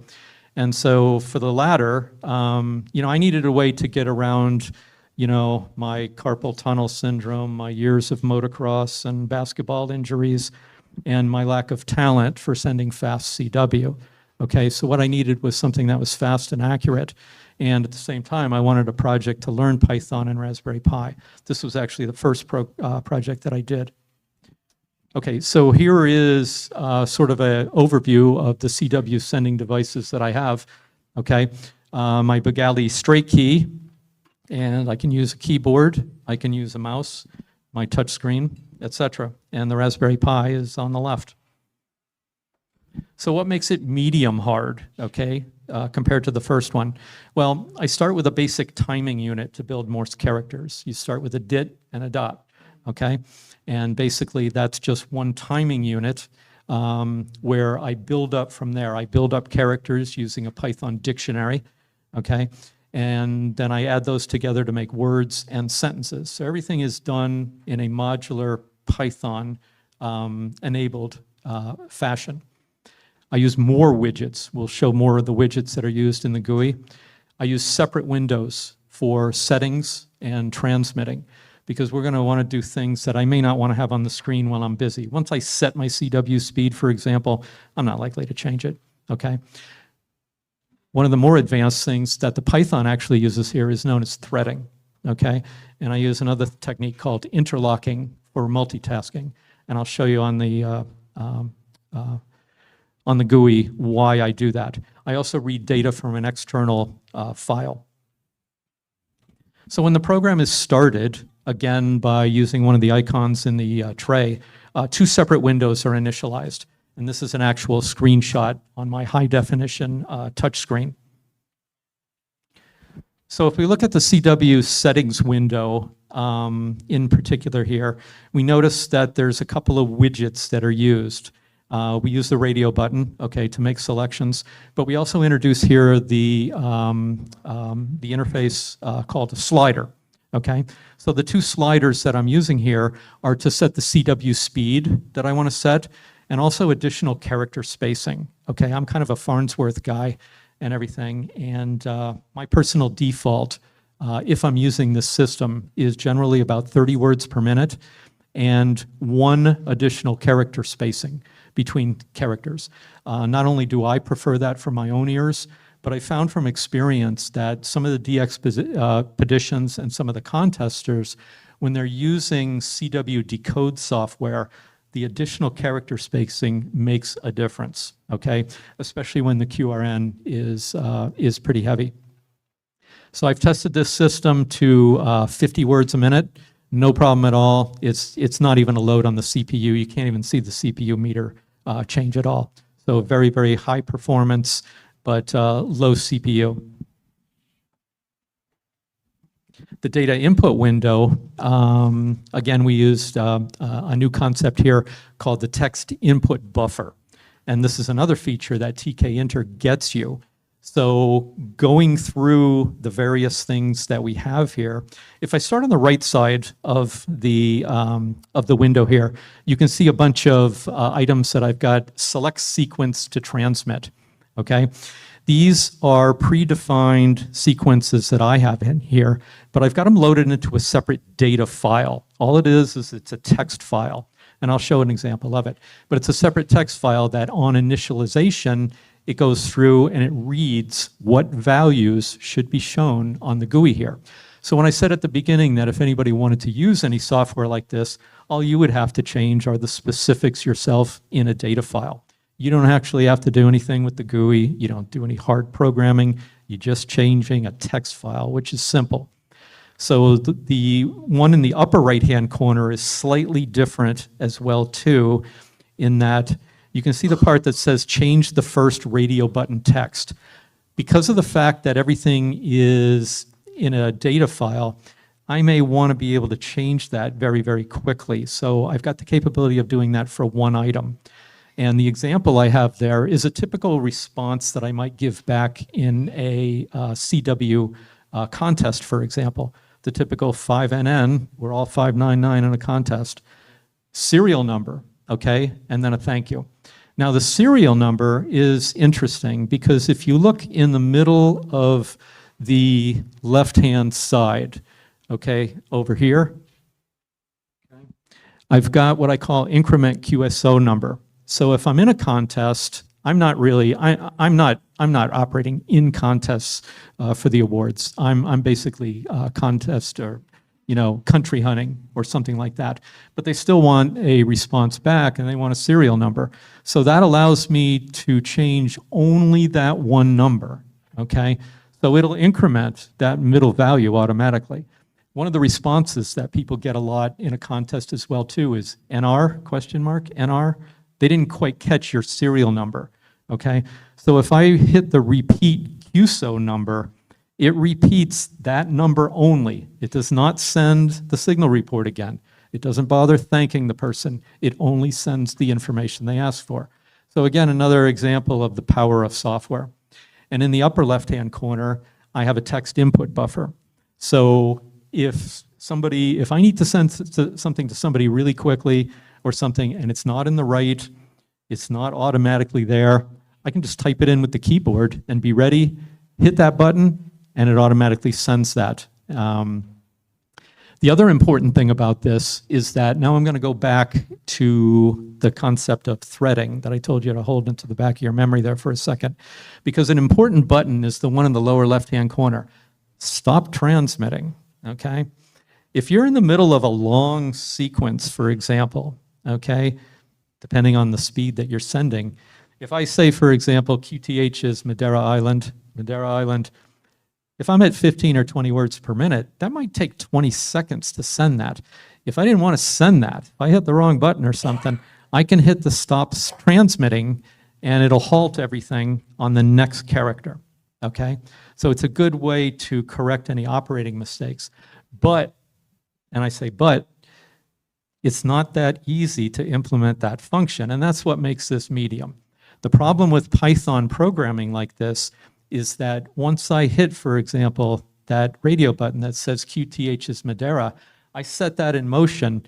That's a process. That's a Python software process, and I can't stop it, okay? So I can't do a stop transmitting button. What am I going to do, okay? So also, at the same time too, sometimes I like to go up and down. I like to have my mouse over the next thing I'm going to do. I'm getting ready to send, so there's no delay. Well, I can't do that either. So I use the concept of Python threading. And that's what makes this medium, is getting used to that.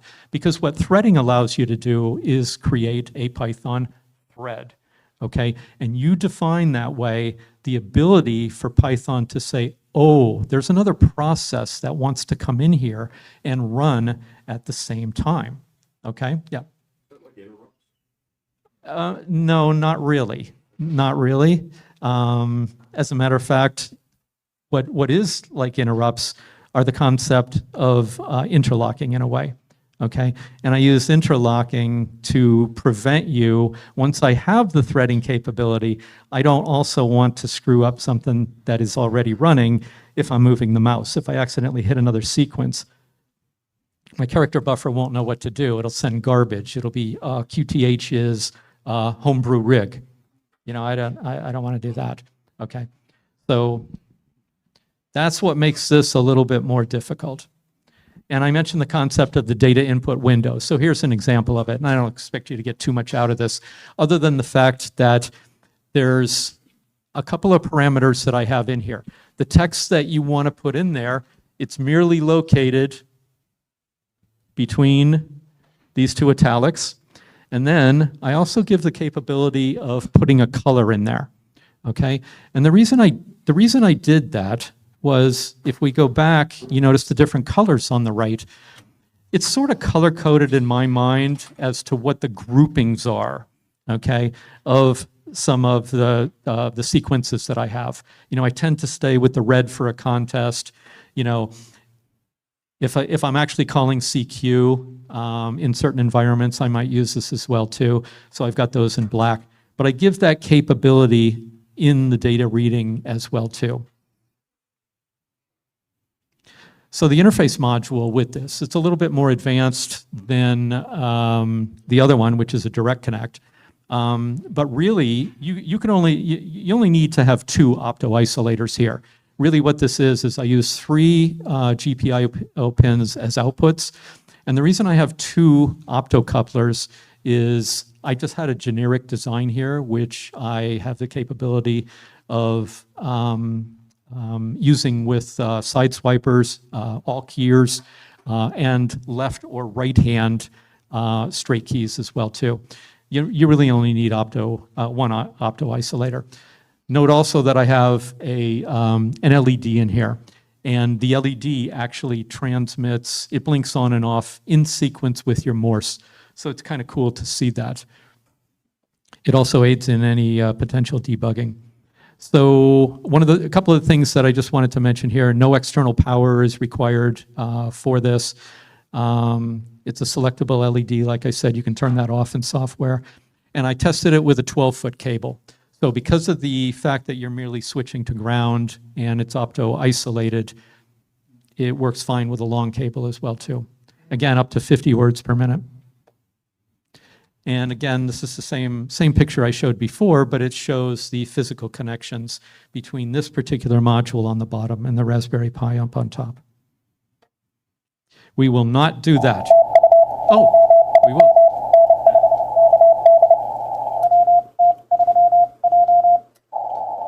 So is a CW Ops contest, and he's not getting my call.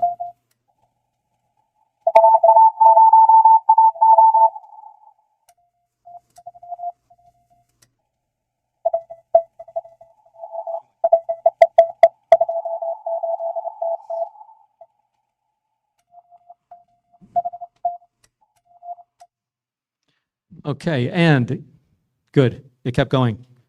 I guess if I do it fast enough. Okay, so future enhancements for this. This is the oldest program that I've had. I've actually had versions of this running for the last 4 or 5 years. So I'm thinking about limiting some of my CW settings a little bit more. But basically, other than that, it's ready to go. And if you want any more detailed design information, I actually had a write-up in the July 2024 issue of QST magazine. And all the design files can be had from there as well, too. Or you can certainly write to me. So, were there any success stories with this one? Well, absolutely. I've logged in the last 5 years over 1,500 QSOs using this with no failures. Never once has anything coughed on me. Never once has it stopped working, unlike this presentation. So, like I said, I'm better at certain things. So I've got 200 plus, I don't even remember anymore, 200 plus Logbook of the World confirmed CW DXCC entities.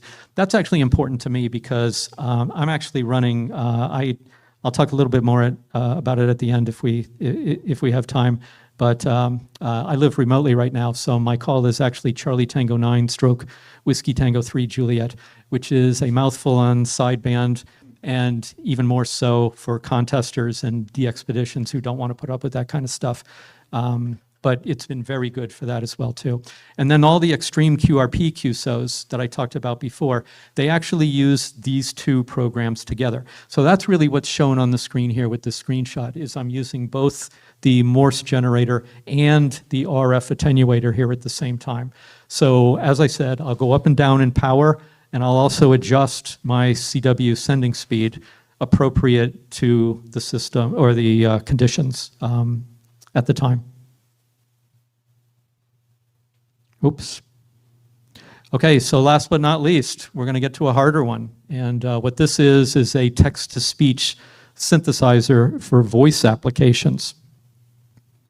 So the background information on this one is that after using the CW controller successfully, like I said, in many de-expeditions and contests, I started thinking about a voice version for sideband DX QSOs.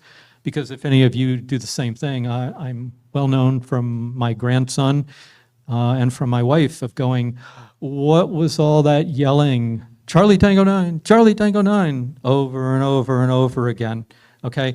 There's a real need for just putting your call out there, you know, specifically. So it's a similar basic philosophy to some of these pre-recorded voice memories that modern radios or even some other devices that you can find on the internet allow you to do. And I also wanted a project to learn voice synthesis from text for some other work that I'm doing outside of amateur radio. So what makes it hard? Well, there's no way that I can generate a software package that can generate voice, okay? This stuff is written by AI experts, it's written by PhDs, it's not my specialty. Okay, there's no way that I could do it. But there are third-party software packages that can do this. TTS, by the way, stands for text-to-speech synthesis. So you can get these on the internet with libraries, okay? Another thing that makes it a little bit harder is it requires what's known as a Python virtual environment. So when you start using third-party software packages and libraries, you'll get introduced to an issue called dependencies. Okay, so in the open source community, somebody writes something, they put software out there. You don't really know what they're going to be doing with this in the future. You don't know how often they're going to update things. If you start accumulating some of these packages, you can have what's known as dependency issues, and all of a sudden something breaks, and good luck trying to figure out what happened. So if you use a virtual environment, it allows you to run your software independently from other software on your system that might have its own unique dependencies, okay? We could spend a week on that topic, but believe me, it is important. The other thing that makes it a little harder is you have to stream audio to an output device, okay? And one of the things that I wanted to do with this was, it makes it a little easier if you use a digital input on a modern radio, like my Flex radio. Okay, that makes it easier. But I didn't want to do that. I wanted to use older analog radios, okay, as well, too. I've got a spare ICOM 735, which I have loved for many years. I want this to work with that as well, too. So I use analog audio for doing this. Okay, so I mentioned the text-to-speech synthesis open source software. It's a package here called Piper. And I ended up researching several alternatives myself. I actually got involved with this because I had found in a magazine an article on voice synthesis for the Raspberry Pi. So I'm like, well, that's really cool.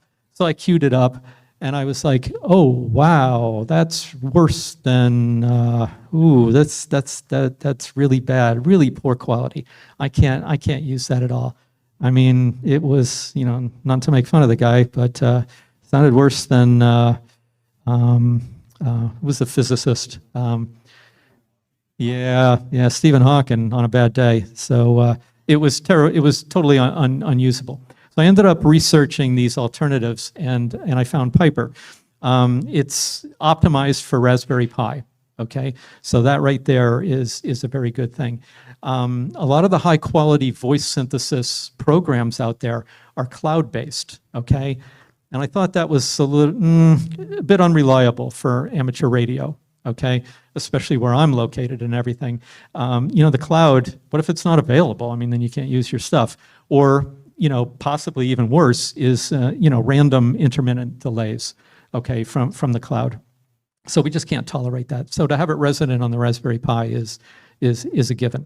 Very high quality, and I've got italics around the quality because quality to an amateur radio operator is different than quality, say, to your home speaker or the synthesis tools in your car or whatever. Okay, we're limited in bandwidth to what we use. We have to be understandable in a high noise environment. So it's kind of a relative term. The other thing that's good is it provides many choices. Okay, you can get male voices, you can get female voices, foreign language. You're not limited to English. Okay, it's trainable. Okay, so you can train this to make it sound and act like your own voice. You could make it sound like Stephen Hawking if you want. It actually did the first time I put it on. So yeah. And then another thing too that I'll show you in the GUI as well too is it allows you to do variable speed. Okay, with pitch controls. Okay, so when I call it up, this is what the window uses for my simple contest and de-expedition version. So again, the TK-Inter widgets that I use are the ones that we've seen previously: text input buffers, radio buttons, and toggle buttons. But starting from the right-hand sign going down, again, I have a text input buffer. I can type anything I want into there, hit the button, and it'll transmit it automatically as speech. The next one is very interesting. Again, we're using the power of software here. And I'll use this if I want to respond back to somebody in a contest. So I type my call here, Charlie Tango 9 stroke Whiskey Tango 3 Juliet, and I use another Python dictionary to actually transform the characters into phonetics. So when this reads out, it actually comes out as Charlie Tango 9 stroke Whiskey Tango 3 Juliet. So I have an entire character dictionary in there to do that. And then, of course, I have another dynamic window that I can do. I support 4 predefined data file inputs from the bottom. Again, this is pretty much limited to contests and de-expeditions.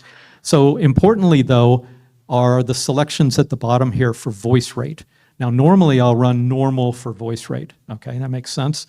But there are a lot of times in contests as well, too, that you want to get fast. I mean, people don't want to hang around.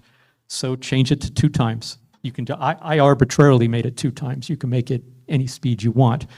But so I can double my rate back in response there. I can Charlie Tango 9 stroke Whiskey Tango 3 Juliet. okay? And then if they don't understand that or whatever, or you might get back too from somebody saying, can you slow down? Can you repeat that call slower? So I've got the half speed for that. And it has worked quite well, as a matter of fact. So this is what I call the extended capability version. One of the things I was working on was the possibility of somebody with a serious voice impairment, for example, that wanted to do something on sideband, okay? They didn't want to use CW for whatever reason. They don't want to use FT8. They wanted to do something in CW. So again, it shows that we're not limited in the number of things that we can pre-program here. I could have that window on the right. I could have it 100, 256, different radio buttons, whatever, okay? I'm not limited in the functionality there.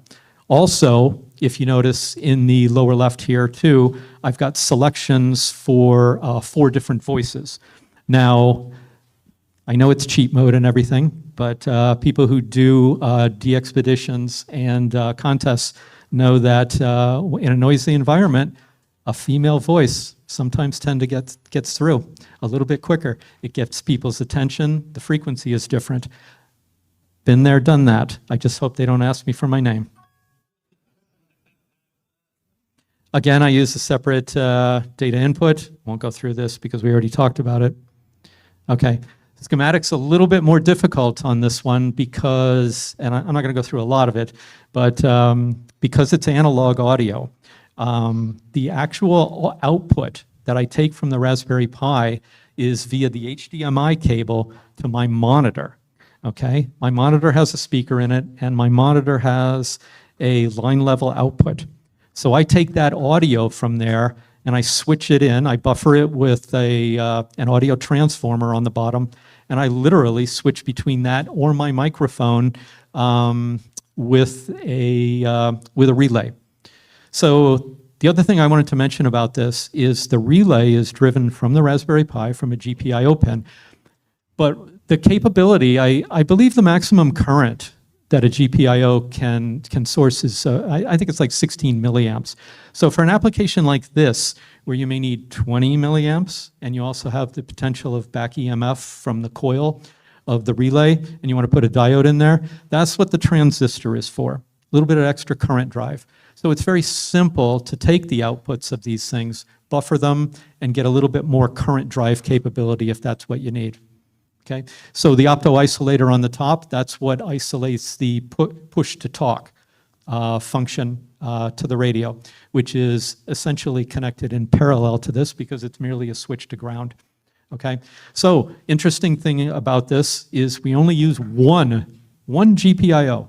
All the processing power in this application is to generate voice and to do the GUI. It's only one signal coming out, and that is used as the PTT. It turns on an LED, okay? And it is what switches the relay for the analog output. 3.3 volts from the Raspberry Pi as well too, so no external power is necessary. And here's a picture of the system in use on the right. The interface module is the block to the right with the red PTT cable going into it. Raspberry Pi to the left, my microphone, just like with the CW as well too. These systems are running in parallel. They don't shut off your other transmit devices. If somebody's not understanding what I'm saying, or I don't want to hit a button fast enough, I just jump right on the microphone. It's as if it wasn't even, this device wasn't there. And that's what the circuit board looks like on the left as well too. Whiskey 5 1 Alpha, Juliet 5 1 Alpha QLX.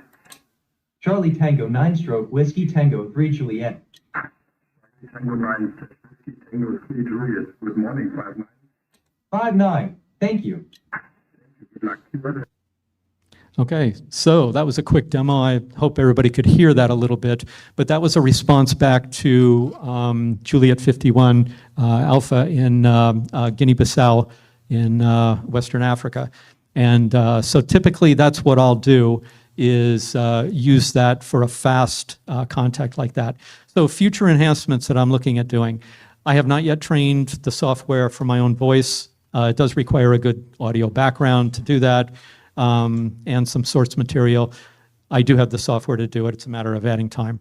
I speak a little Portuguese from where I live, and I'm looking to add Portuguese language for some of the Brazilian and mainland Portugal contests and de-expeditions. I do like to speak Portuguese on the air if I can.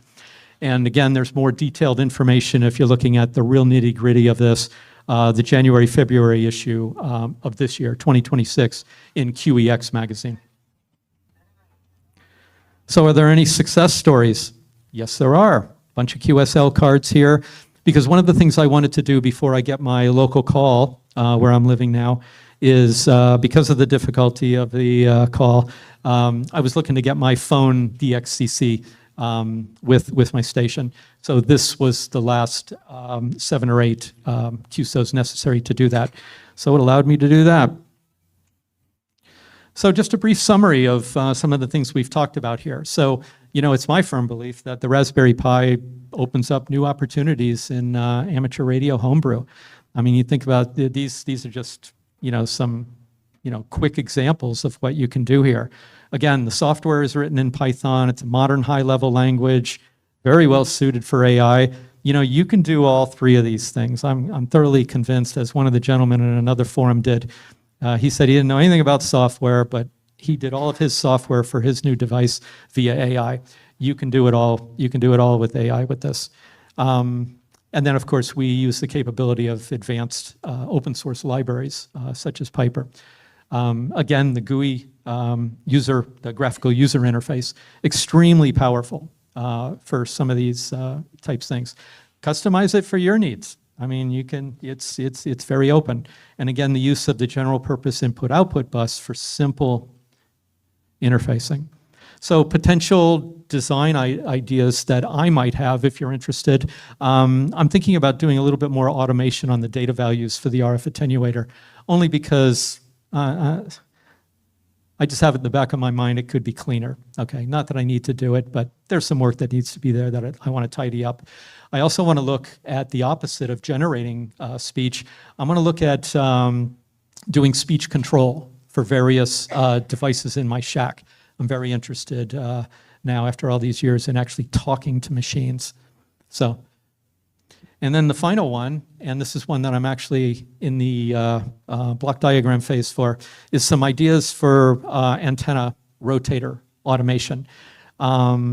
Obvious one is beam heading based on location lookup. It's already been done, but I like doing things myself. Very important where I live is wind positioning. We had 4 storms this year at 75 miles an hour where I thought, oh my God, if that beam wasn't pointed in the right direction, it would have folded. Okay, so I've got a simple weather system I'm going to put up on the tower, and it would be a fairly quick and easy thing to do. Automatically, based off of the wind position and speed, realign that beam if I need to. Okay, so getting started, if anybody's interested in pursuing this or just even looking further at a Raspberry Pi, the one thing I would highly recommend is the Raspberry Pi magazine, okay? And here's an example with a great topic on it, quick intro to Python. This is the kind of stuff you'll find. It was formerly called the Magpie, which I thought was a better title, but they didn't. And you can get this online. Just do a search for Raspberry Pi magazine. The Raspberry Pi Foundation offers you a free download a month behind. If you want to pay for it, you'll get the current. If you're cheap, like me, you get it cheap. Or you can actually get a hard copy at Barnes & Noble. And I was actually there last night, and they do have it still. So it's a great magazine. And I'm going to offer that copy since I already glanced at it. I've already seen it online.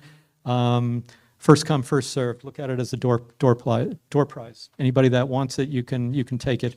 It's also good to find ads. You can look at suppliers, peripherals, and software. So just one quick thing I'll sign off on. I just wanted to mention here, I can't make any promises. I mean, all disclaimers apply and everything. But when I first started using my CW controller to work DX stations, I worked a couple of people in a contest from a place called Madeira Island. I'm like, wow, I thought I knew my geography. Where the heck is that? You know, I never heard of it as an American. And so I ended up looking it up. My wife and I were thinking about retiring and looking at these YouTube videos going, ooh, that's kind of interesting. And there's a lot of DX stations there. What do you know? So I queued up a couple of videos for her, and the next thing she stopped me and said, when are we going? So we ended up doing a couple of vacations. So like I said, I can't make any promises. My QTH in the middle picture is halfway up the hill in the background. I told you that it was good for QRP. That's because my RF launch goes straight out across the Atlantic. And again, no promises, but maybe someday if you get as lucky as me, your shack will be at the end of the rainbow too. Where's the DARA? It's off the coast of Morocco. It's halfway between the Canaries and the Azores. It's technically a part of Portugal, and that's why the Charlie Tango 9 call. So before I go QRT, again, this is my contact information. If you're interested, feel free to send me an email. Anybody who wants software, you know, any technical questions, go for it. I'm retired. So, any comments or questions? Thank you.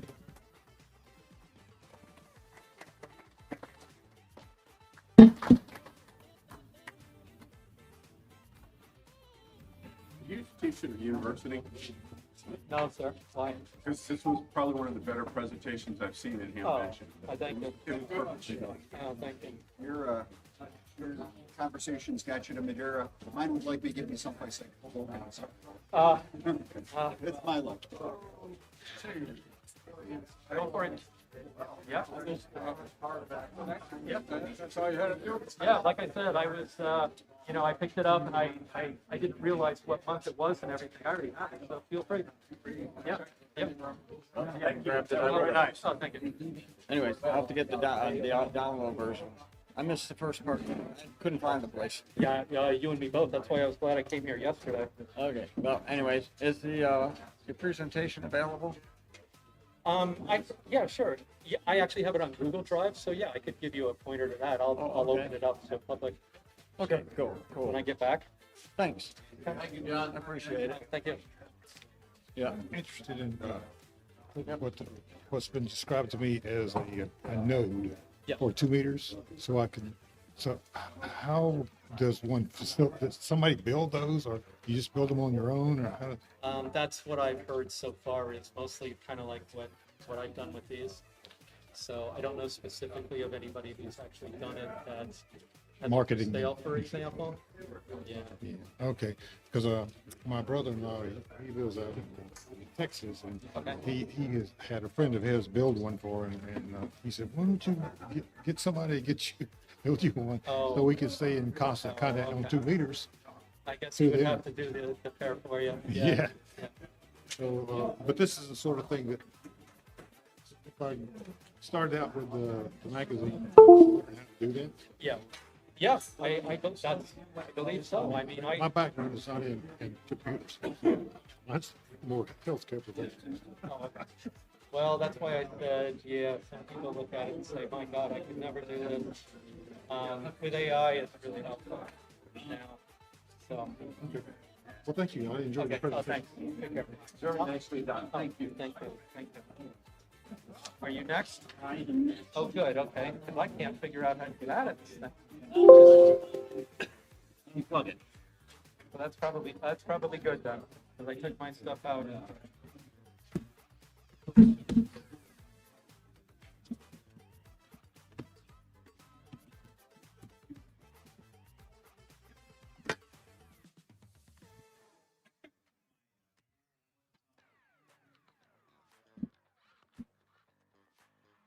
Slightly over. Not a problem. Good. Do not want this water to go into your computer either.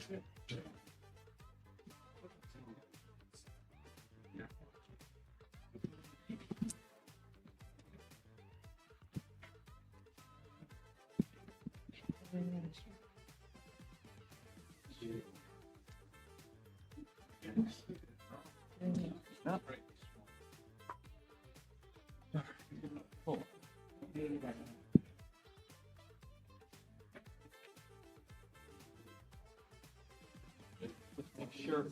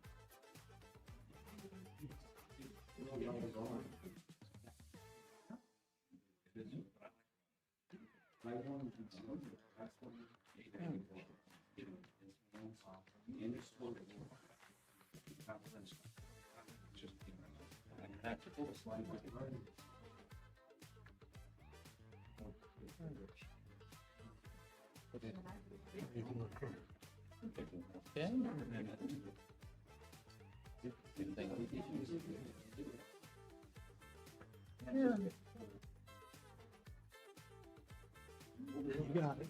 Yeah. Great. Right. All right. Starting. Okay. I can put this back over here. We're gonna stay.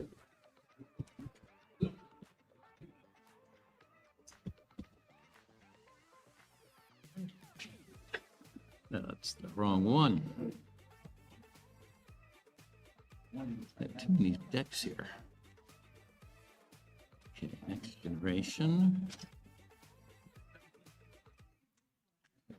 Okay, and then go. All right, that's better. All right, sir. Thank you. All right.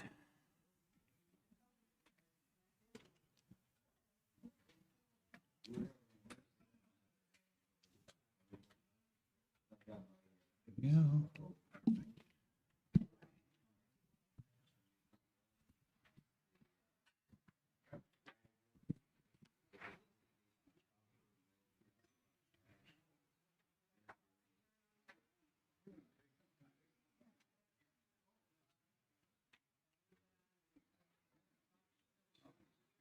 There we go.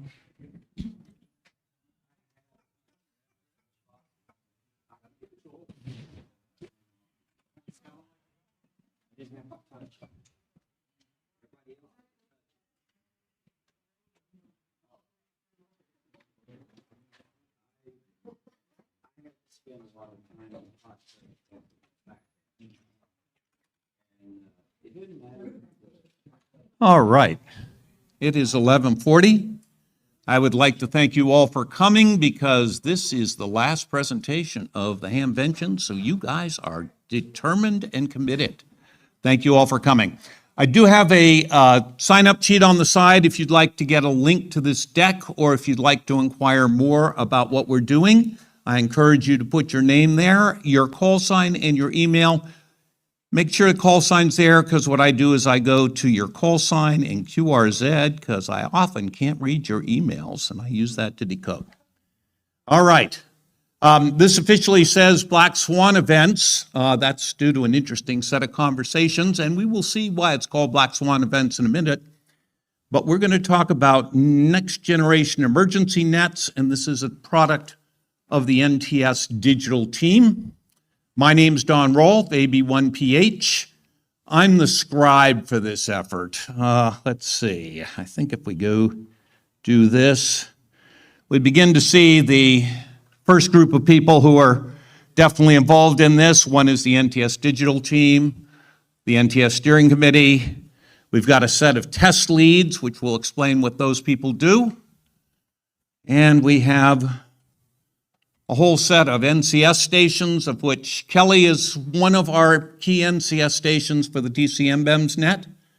And of course, there's the TCMBEMS net itself and the FSQ call net and the RMS post office test team. So there's about 200 people who are involved in this in one way or another.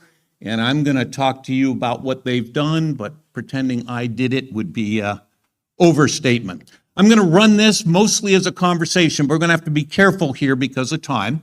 So if there's clarification between the chunks of the presentation, absolutely ask questions. If we want to do a discussion, I'm going to come to a couple of break points, and we can do discussion of each of those things at the break point, if that's okay with you. All right, here's our agenda. The first one is actually a critical one. It's our starting jump-off point. What is the high-level challenge to amateur radio in emergency communications? And I looked at it, our team looked at it from a marketing perspective, and that leads us to a set of observations, or to opportunities. We then looked out at what we could see and came back with some observations about this space. We ran some experiments. And what we're getting ready to do is actually run an exercise in September, which we would hope will be a countrywide exercise. And if people are interested, we'd hope you'd join us. Questions so far? Okay. There we go. So what's the problem? If you look carefully, the amateur radio support of emergency communications is inconsistent and spotty. I've actually been taking FEMA courses on communications, and the word from the FEMA team is that they don't really want to work with amateur radio operators. Okay, quite simply. There's a reason, but we'll come to that in a minute. So, indeed, FEMA is no longer accepting volunteer communicators. They won't do that. They don't need them. Okay. And there's the additional problem that if you're going to come in as a non-professional, there's training requirements, and those are hard to get.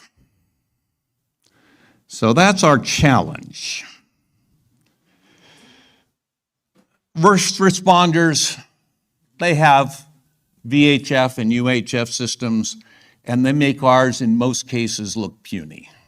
Theirs are better than ours. Their transceivers are better than ours. Their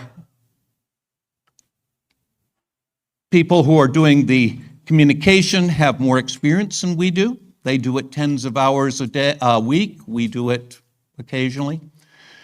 And that leads to the question of what do we have that they don't got?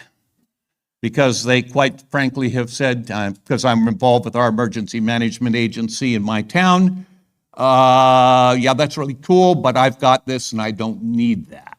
So that led us to the question of what do we have that they don't? We have a lot of warm bodies. That's a big one. That's a very big one, and that shows up in the distributed intelligence use case that crops up.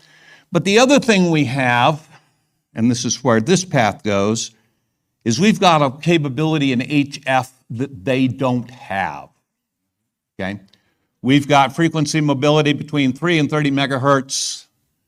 We've got, I did the count, something like 250,000 general class operators in the United States. So we have HF capability they don't have. And so this exercise focused in on the HF capabilities.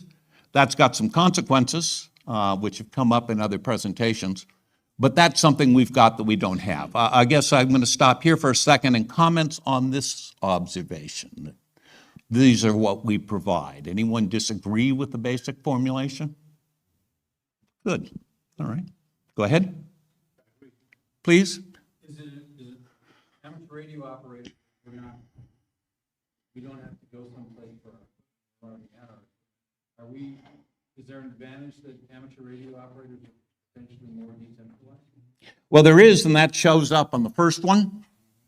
And that gives us our distributed intelligence. In our area, Skywarn is the usual way that's implemented.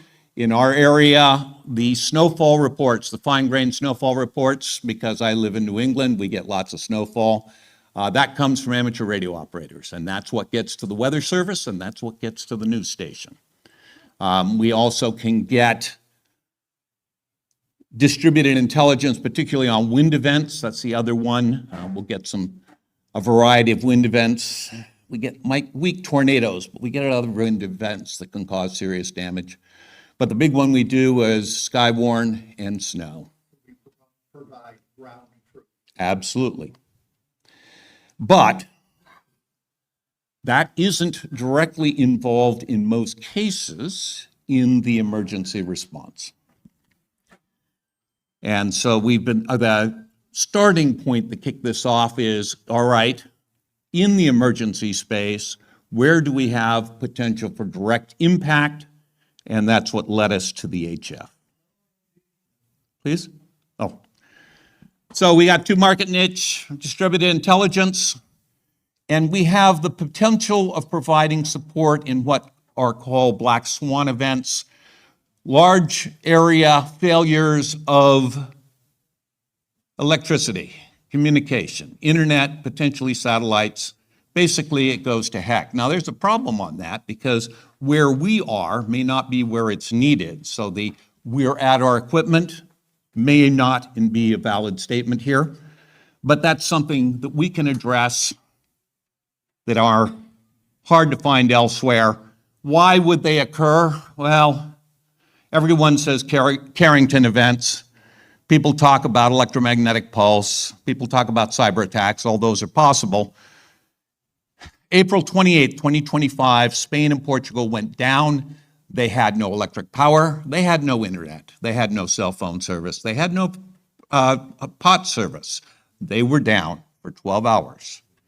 As far as I know, nobody has been able to say exactly what happened. There's some interesting data, but I haven't heard anyone explain why that data occurred. There's some lovely frequency graphs that you'll find out there if you go look for it. Now, they were only down 10 hours. Similar example in our area was we had the February 2026 snowstorm. That took down our Cape Cod area for over 3 days, sometimes 4 days. Roads not necessarily plowed, no electricity, no internet, no cell phone service. So this is not a hypothetical. We've got actual examples.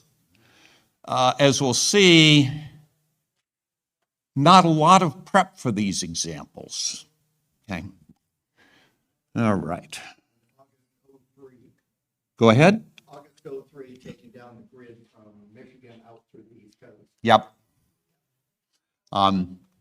So these do occur. There are a variety of them. You can postulate all sorts of possibilities.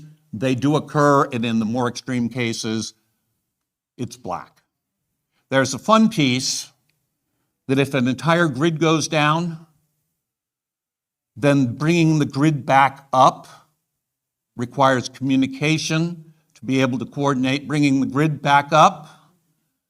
So you've got this reentrant problem that if you don't have communication, you can't bring the grid up, and that's one of the activities one of our members does in Oregon is set up communication to help bring their local grid back up in a total black outage.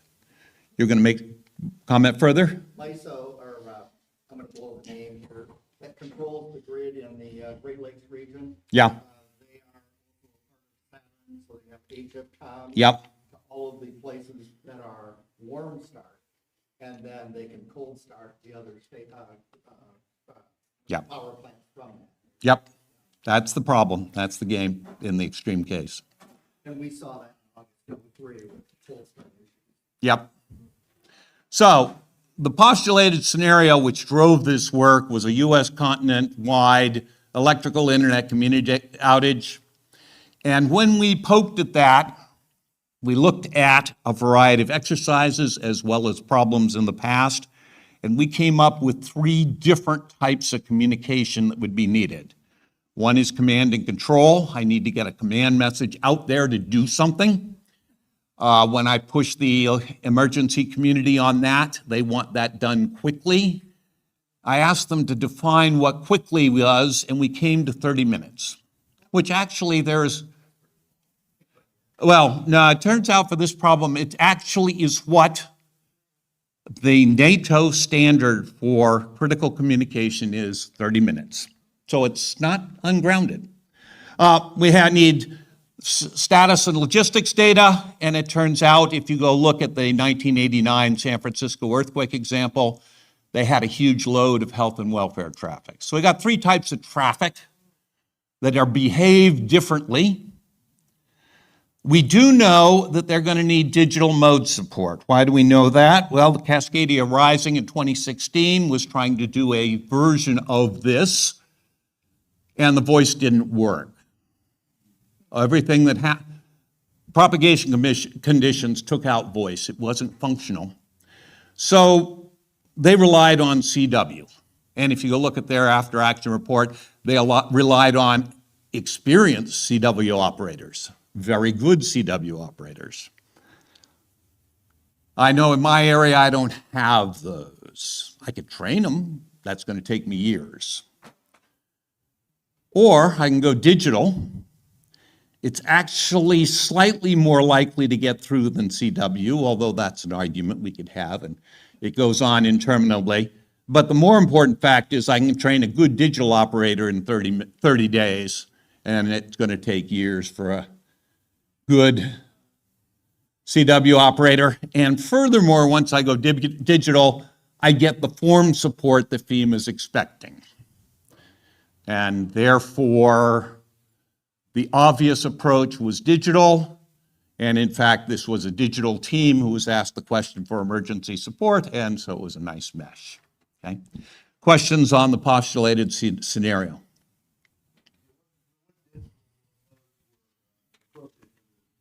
I will talk about that in a minute. And we'll talk about what constrains, what are critical functions of those digital modes. We tried a lot of them, and not all work.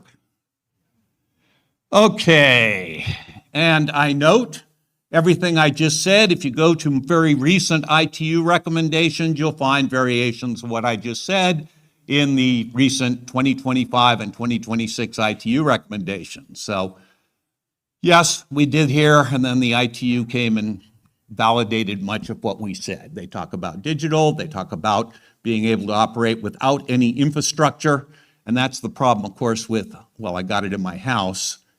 If you look carefully, this is being designed around Go kits and improvised antennas with power systems provided for it with you. Okay, so there's the support for the need. Now, if you go look at it, Army Mars, Air Force Mars, Civil Air Patrol, Coast Guard Auxiliary, FEMA FNARS. Oh, the FEMA FNARS system is truly marvelous. I want one, Daddy. I really do. We'll see that there are problems with all of these. Then there's shares. That actually doesn't have all the same problems. It has a different problem. And then, of course, amateur radio and in various forms, and Radio Relay International are also looking at this. The key problem, these groups exist to service or support a specific mission organizational need. They're not designed for the general problem. In fact, this is my favorite, FEMA is able to talk to FEMA. FEMA can talk to the state emergency management agencies. FEMA can't talk to anyone else. Okay.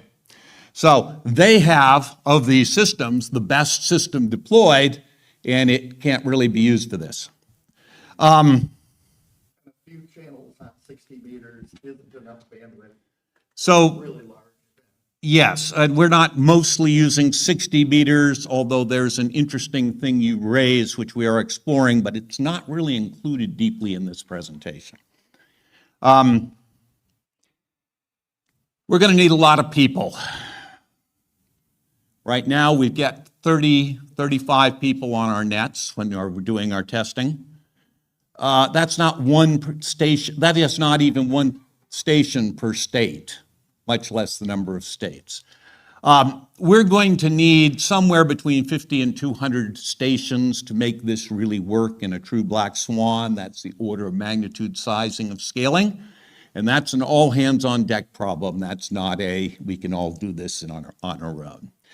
Fortunately, we have 240 some odd thousand general class licenses amongst the amateur radio operators, all of whom could potentially participate. Every other group will tell you how big they have. Mars, Army Mars in New England is 20 people. Okay. Yeah. It's a 250,000 guys.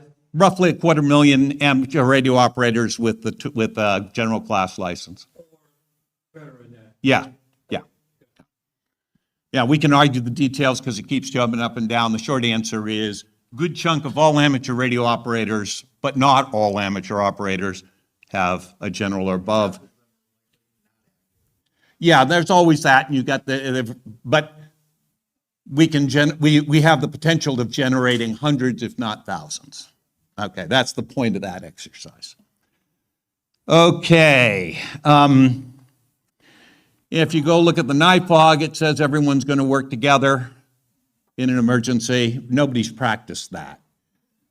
We have some experience which says if we're going to try something new that's hard, the first time we'll be lucky if we get it right. In fact, the success rate's less than 30%.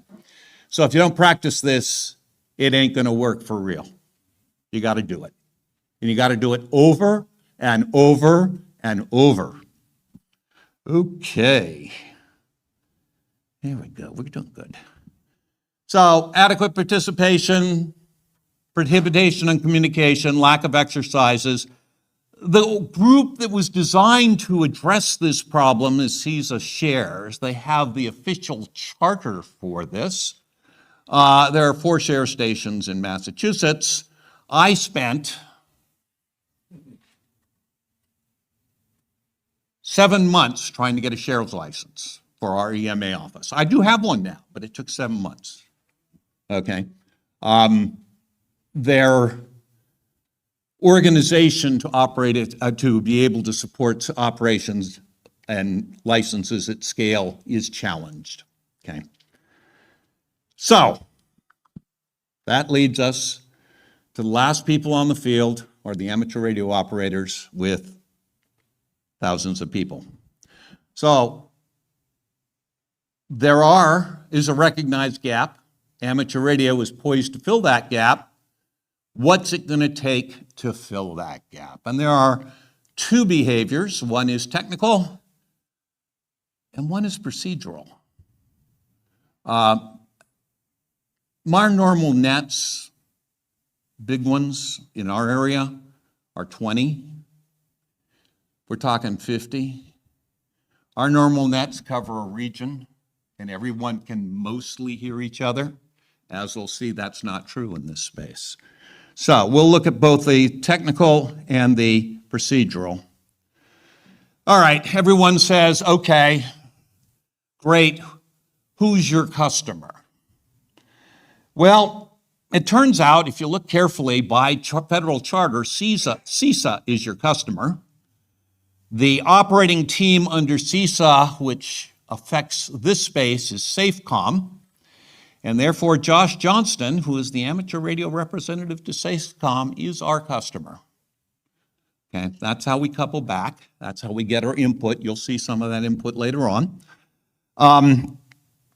And the team which took this up, because the Josh Johnson is sitting on top of this team, is the NTS Digital Team, which is sponsored by the NTS Steering Committee, which is a joint ARRL and RRI activity, sort of vaguely.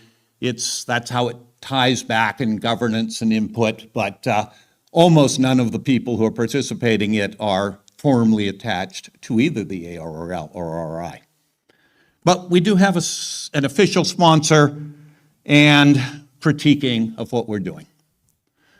We established 4 teams. Why do we establish 4 teams? We established 4 teams because I could get 4 teams to volunteer. I asked other teams to participate, and I got all sorts of, yeah, we can do great things. Well, would you like to join? Yeah, well, we can do great things, and didn't show up.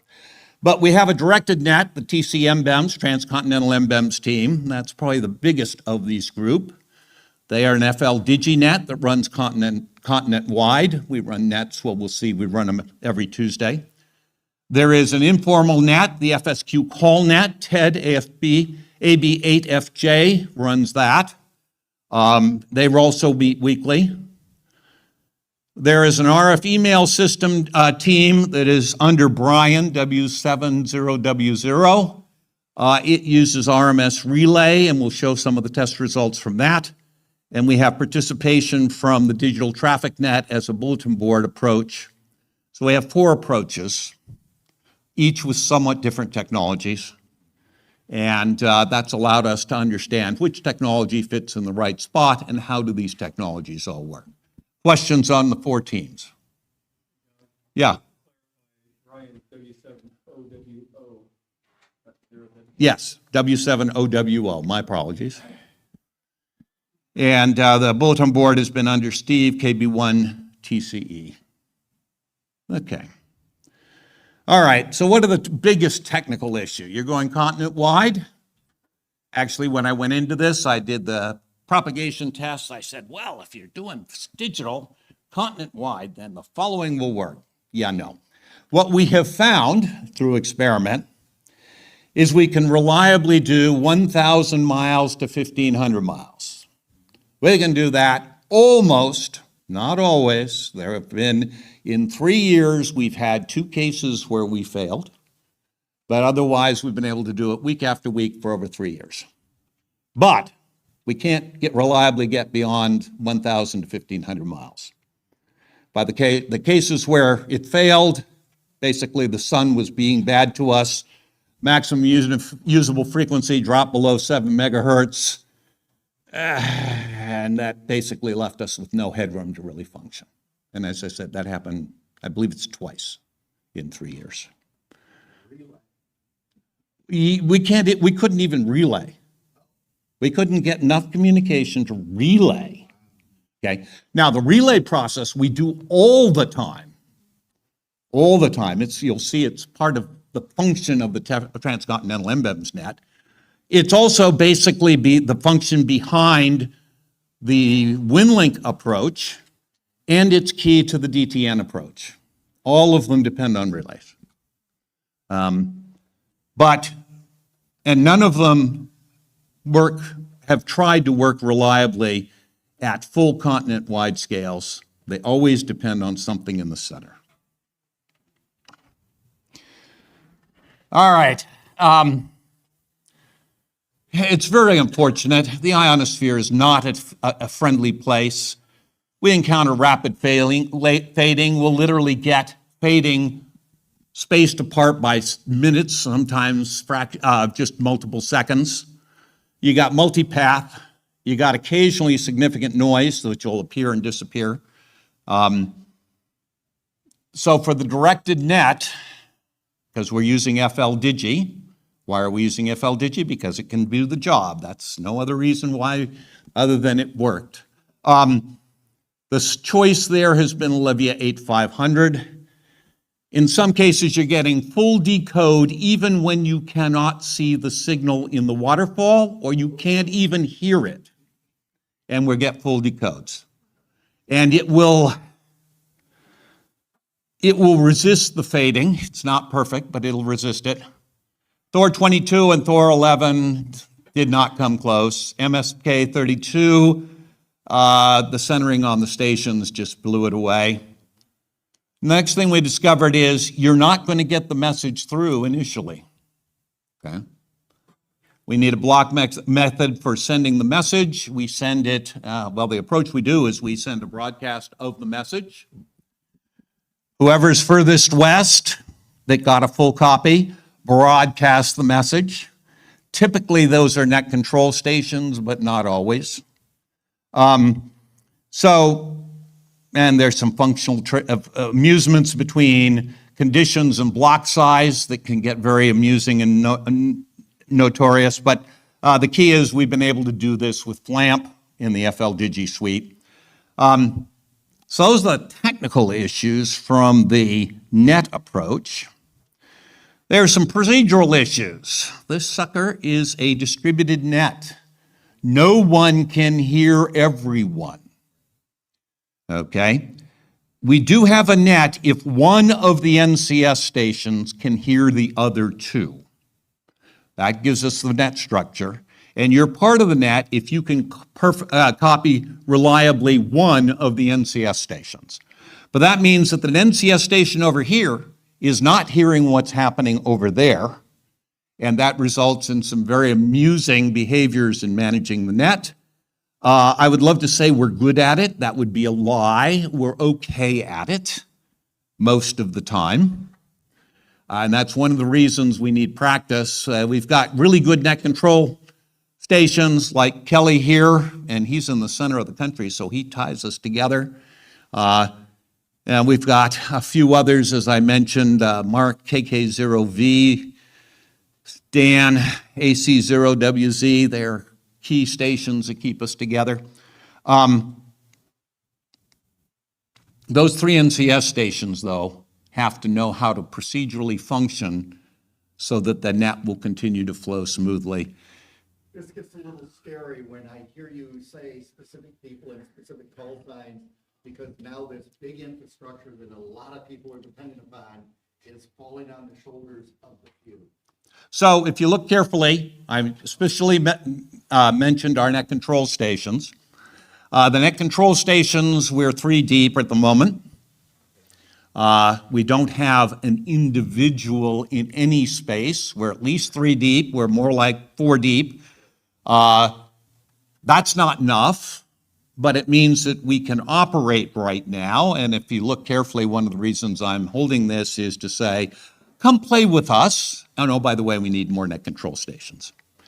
The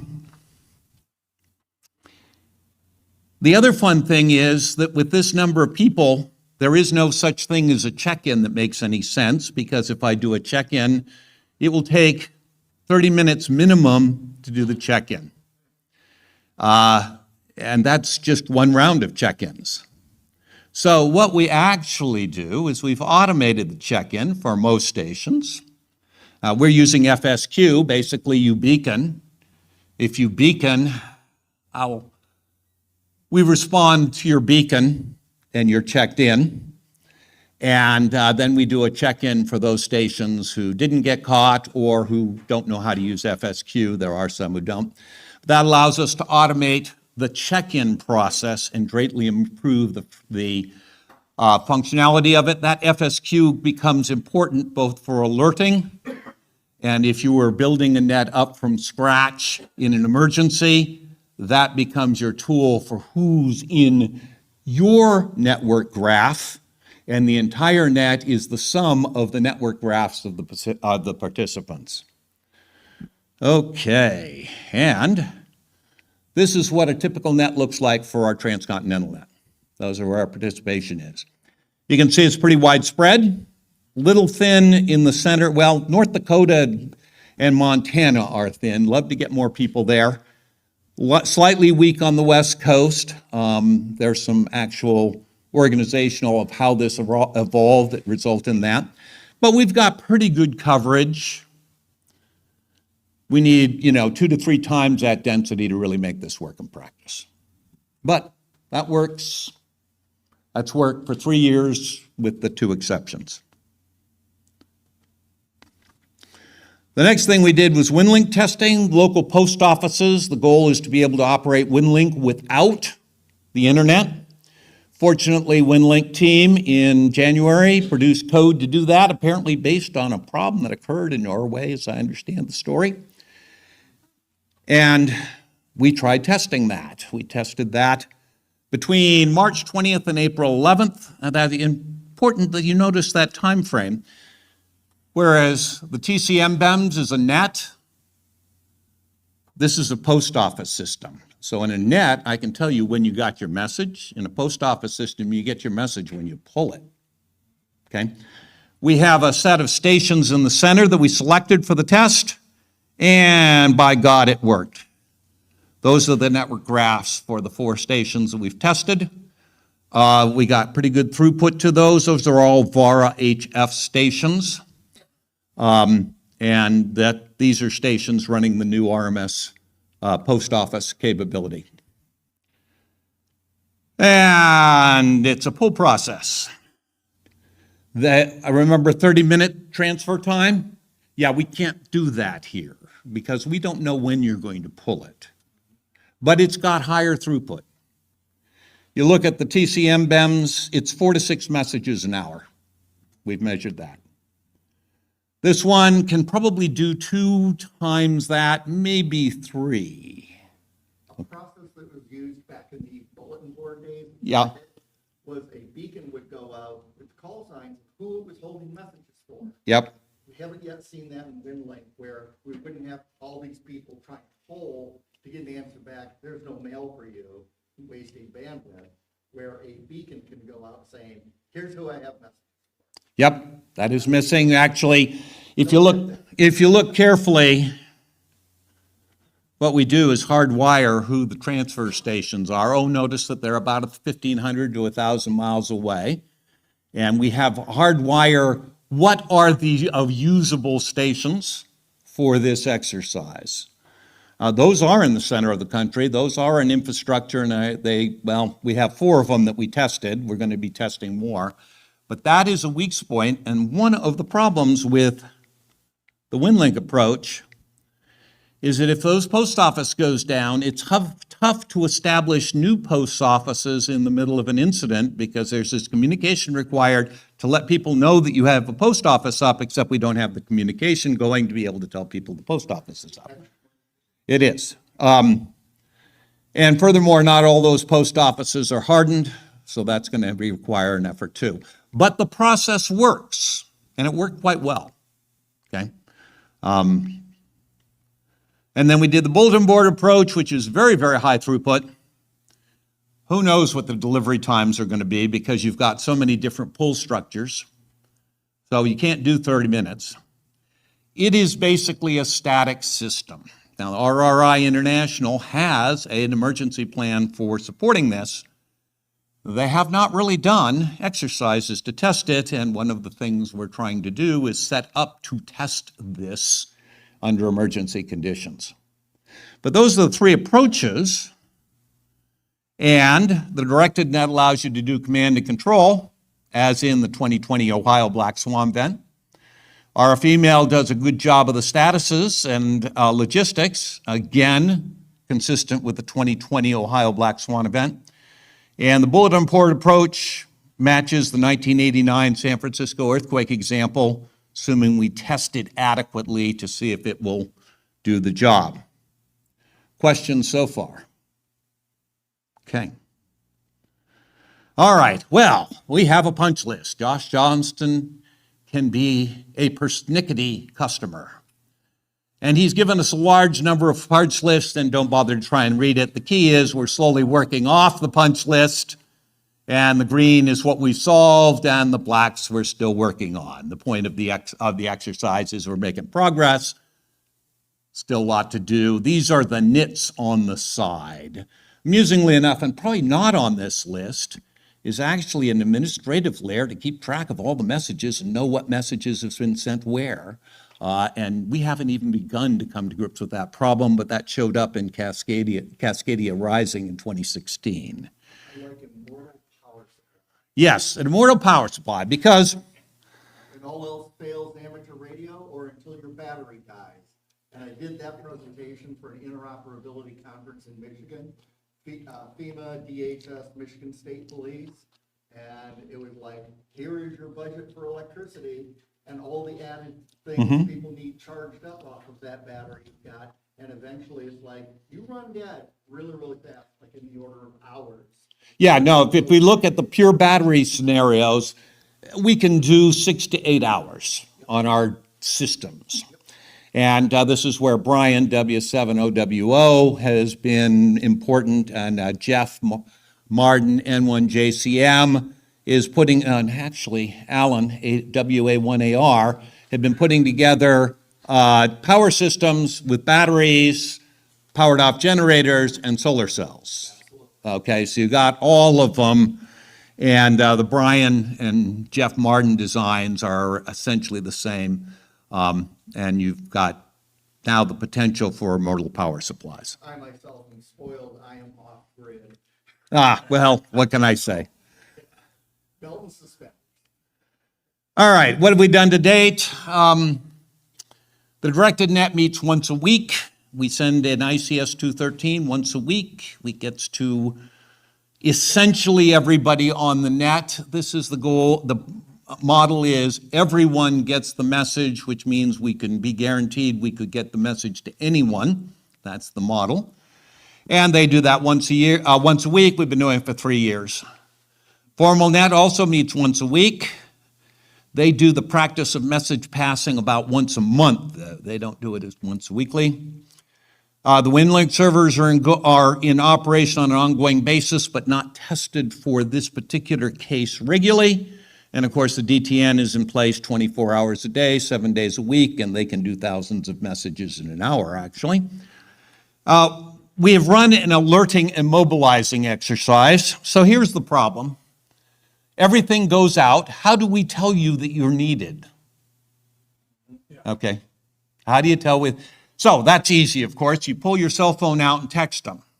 And we actually did that test, and that'll get essentially everyone 90% in 30 minutes is what the test showed. Okay.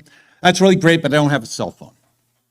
What we've established, John actually, W1UVX, and Sarah, N6OPTE, put together a process that allows us to use FSQ for alerting. And we ran an early exercise on that, which we need to repeat again. And it's based on the prototype HF calling system, alerting system, paging system, there we go. The question was, how could we set up a pager that didn't require your transceiver, that was cheap, so you might put it up? And I actually have it in there, but to be able to test it, one of my parts broke, so I decided not to put the test up. But it basically is a loop antenna, an SDR, and software on your computer using FLDigi FSQ. Oh, wait a minute, you see FSQ keeps repeating in here. And you send an alert message, and a beep comes up, and a banner comes up, and then you relay the FSQ message, the FSQ alert on. There's an interesting problem there. How do you know when you do stop transmitting the alerts? You have to do it more than once. Yeah, it turns out it's a terminating problem, and that's one of the exercises we're going to do in the near future. Okay, so we have that in process. So moving forward, how are we doing on time? Oh, we're going to be done early, actually.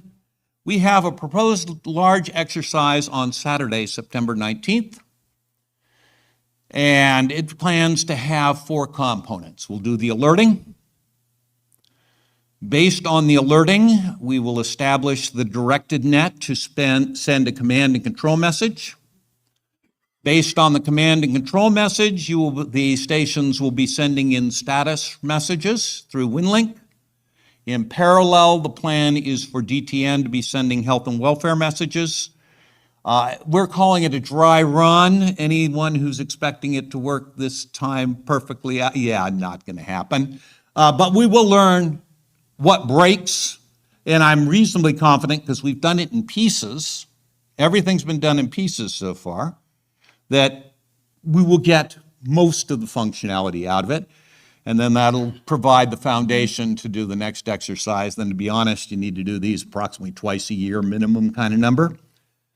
So that's where we're going moving forward, and that's one of the reasons I'm here. We need more volunteers. We'd love people to play with us, particularly on the West Coast. That's a great spot we'd play. There are some issues. If you want to play on September 19th and you show up September 19th, it will not be a fun experience. It won't be fun. You want to play on September 19th, we need to get you started practicing early, preferably within the next month or two. If you'd like to join, sign up on the list. You can also go to the TCMBEMS group because that's where most of the communication in this material is going. And we need volunteers and participants if we're going to make this really work. And that's what I got. Yeah. Sure. Well, we do two frequencies. 14068 is our present frequency while we're on daylight savings time. We have found that 20 meters is our best window for daylight savings time. So 14068, early check-ins with FSQ start at 8 p.m. Eastern Time. Net starts at 9 p.m. Eastern Time. It meets Tuesday. And that's every Tuesday. You can go to groups.io and look up the TCMBEMS net, and we have all the material there. If you want to do the FSQ call net, that's on Wednesdays at 9 o'clock, and you can find all the material. You should be able to find that, and you go to groups.io and look up FSQ call. WinLink, we're organizing the tests out of band on that, and the DTN is run by the RRI team offline. If you want to become a DTN node, then there's a process to do that, but it's more intricate and involved. That answer? Yeah, you might want to mention the Zoom back channel too. That's the easiest way for people to get up to speed. Yes, we have a Zoom back channel because we find if we try and do everything over our RF initially while we're doing the training, it's not very effective. We are at the point where if conditions work reasonably well with our trained NCSs, the back channel is a social channel and a debugging channel. Doesn't always work reasonably well, and we've got a whole series of edge conditions we're discovering. And when we do the edge conditions, we handle that in Zoom, and then that becomes a work list for proceduralizing. 14068 kilohertz. That's in the summer. In the winter, it's 7080.5 kilohertz on 40 meters. That's because if it's right out, the West Coast doesn't hear 40. And so we do 20 during the day, or during daylight savings, and we do 40 during non-daylight savings. And we're in a position where, depending on conditions, we will switch between those bands. In fact, just 2 weeks ago, to finish the net, we switched from 20 to 40 to finish off the net. And one of the things we caught is there's a QSY command process and procedure that doesn't work quite right. Right. Oh God, that's a different problem too. Yeah, we got a gray line chase, and that results in some amusing momentary or partial breaks. Go ahead. Do you have a recommended minimum basic station? Yes. We actually ran a field test of that, not directly with this exercise, but we ran that in the Walpole EMA group September a year ago. We basically went out into the field with digital stations, and we participated in these nets. It turns out the magic, we tried 10-watt QRP rigs. You must like suffering if you want to do that. 100-watt rig, and a tuner, of course. There is some still development work right now between vertical antennas and horizontal wire antennas that needs to be finalized. Right now, the verticals are performing somewhat better, but that's a preliminary statement. That's not a firm one. But yeah, so 100-watt rig, a variety of them. IC 7300 has been used as an example. We're still working on the antennas, but, well, what worked nicely was a 40-meter horizontal that worked nicely. Horizontal dipole worked nicely across all the bands we were testing. We do test, but then that we were testing 80, 60, and 40. We were testing 60 because we have a shares team that participates in our exercises. And so that puts us to 60 meters, and we want to include that into the team. So it's that, and then you need a power kit. 35 amp hour battery is the starting point. 50, they're going to 50 now, and we back them up with generator power and increasingly solar power. And that's your system. And that fits nicely in 2 go boxes and an antenna bag. Yeah? Gonna need either internal sound card with the radio or like a signaling. Yep. Yeah, that you must have the computer. And there's a separate exercise that's been published trying various sound interfaces. That can be a religious battle, but it does have to generate the PTT, or it has to use cat control to generate the PTT. And if you like, I could tell you my favorite pet one, but that would be a religious argument. But you have to run FL Digi or one of the digital modes. That means you need a computer, typically a laptop. If you look carefully, I have laptops that are designed for 8 hours on the battery. That was one of the requirements. And then that matches the batteries for the radios.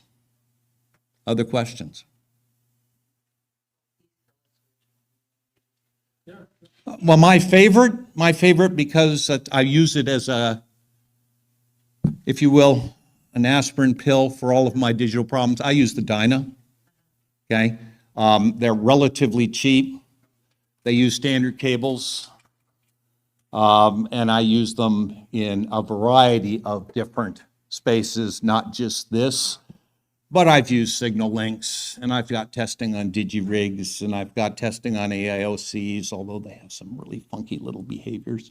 So, yeah, I use the Diner, but Masters, DigiRigs, they all work. You ever seen it? No, I haven't. Tell me about a Link 500. Mm-hmm. Okay.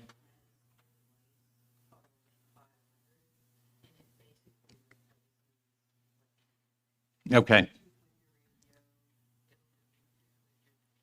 Yep. It's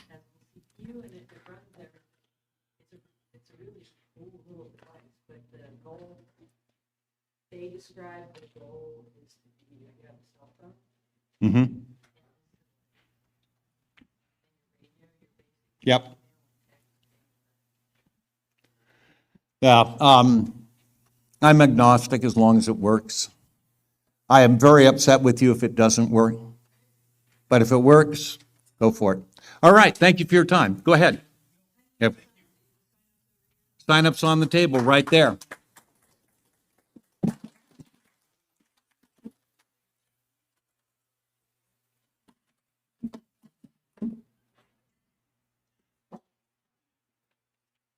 Presentation to a club. I'd be delighted.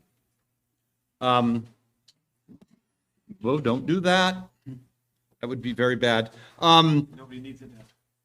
Yeah, I guess the thing is maybe the easiest to sign up there and then put the note on it that you want to. I was just curious. I'll find out if there's Yeah. interest. I'd hate to waste your time. It's never a waste of time, in my opinion. This material, having the conversation is the most important part of this, then getting people to participate is the next. Thank you, Don. Thank you. I think it did too. Or certainly, Don, I will give it a shot from Puerto Rico. Yeah. Ah, very good. Yeah, we'll get it. It should work nicely from Puerto Rico. It doesn't work well from Alaska or Hawaii. But All right. Puerto Rico should work. All right. Don Rolfe, AB1PH. Thank you. We're underserved in that area. We are definitely underserved in that area, and we have good firsthand experience with Maria. Yeah. That would be a problem. Yeah, it is. Yeah. It is. Yeah. I'm actually participating on DTN, so, and familiar with what our DARA is doing. Yep. So, Hey, we got it. you're really here. Take it on. Thank you. Shit. First time I saw you in person. Yeah, we were in Seville, but, I know. Oh, yeah, you're right. Right. That's right. I forgot about that. All right. pretty much. Sit down. Yeah, I was curious who all was gonna be here in person. Actually, a fair amount of turnout, more than I thought. This tail end Charlie, I figured everyone was gone. Don Rolfe, AB 1PH. Cheaper. You and I are on like different nets now. We do Transcon, we do loads, and I didn't know you were going to be here, Dan. All right.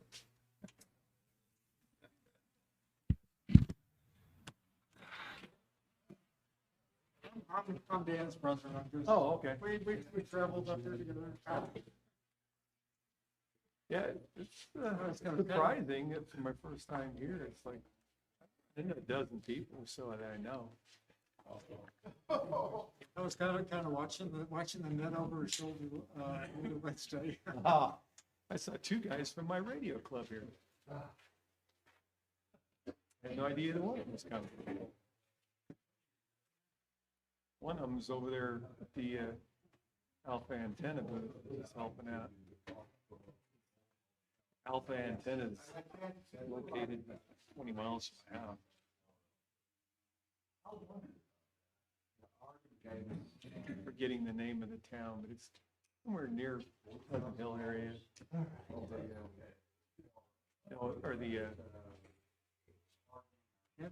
No idea they were in this area. Yeah. Bridgecom is in, Oh, yeah. up in Smithville. Casey? Yeah. Walk over to the price tent and see if I want it. Probably.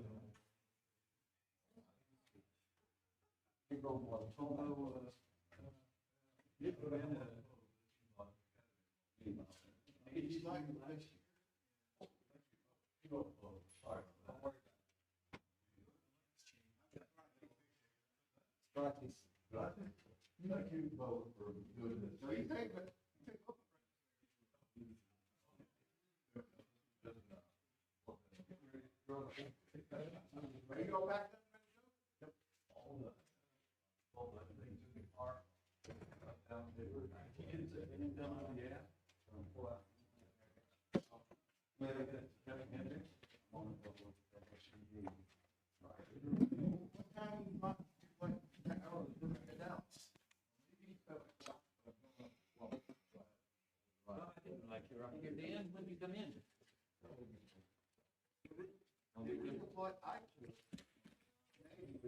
Got its attention. Yep. Yeah, what you said, it's a lot of things that we've experienced and gone through back home. We've gone through two big disasters. We've had power outages and stuff for over a month. And total loss of all communications. Ham radio was the only thing that was working. Nothing else was working for quite a while. We've been so successful in doing this. All the government agencies and everything have buddied up to us. And Texas DPS is moving off of the tower that they're on now and moving on to our tower. And they're bringing their big ass generator with them. I'll be able to keep it up. We stayed up and running the full time off of our solar and battery backups. And they wanted to co-locate with us because everybody realizes that when the disaster happens, all the communications go down. We are the only game in town. We are. Yep. And we've got a 14 linked repeater system. Wow. If it's RF linked, it's all 100% backup. It stayed up the entire time. What it should do. Yeah.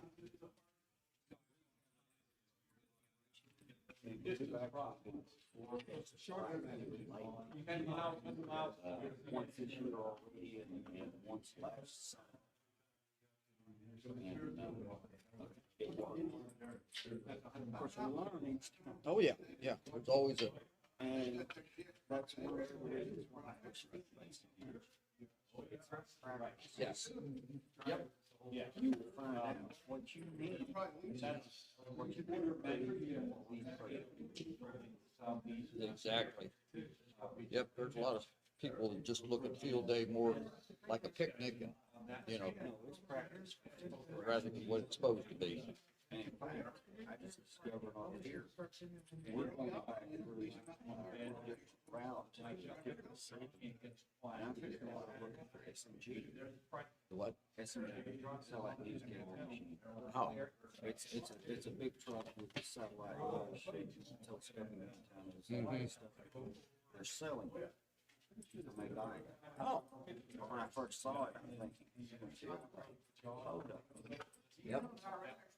Hit the fan and fall out of it.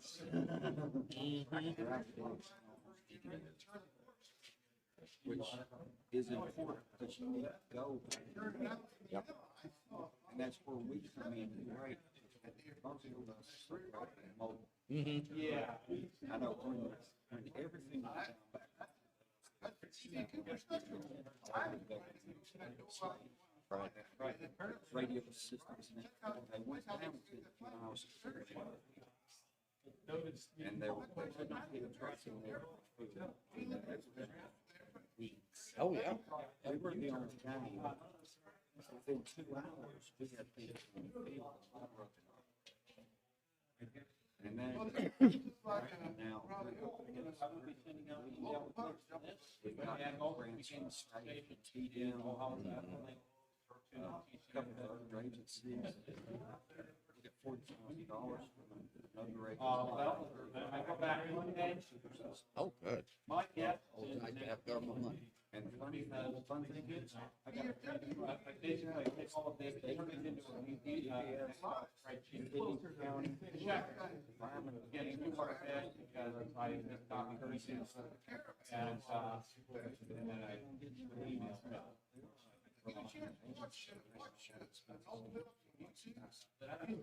That works. So then we've got sheriffs that are licensed. We got firemen who are licensed. EMS who are licensed. Yep. That works even great. That it does. It did enjoy it. I signed up on your email. I'm the one with the real long email address. Okay, now I'm not with this guy. Oh, you're not? No, I'm just tearing everything down. No, but enjoy chatting with you. When all else fails, we're at and we've proven so many times. I'll see. We're going to put into the recipe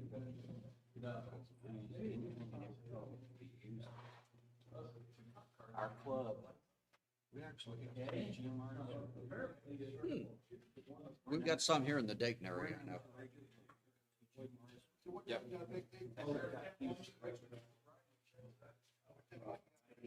Some of the time, if it works in one, Yep, that is true.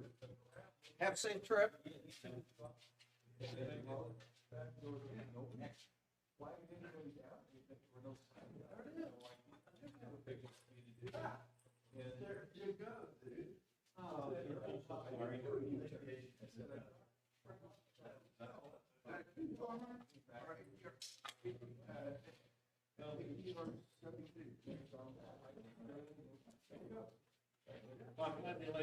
I'm sorry, what are they gonna do? Right, well, yes, that's a separate conversation. What those words mean. That's okay, I don't mind, those guys have difficult jobs too. Yeah, no, I understand.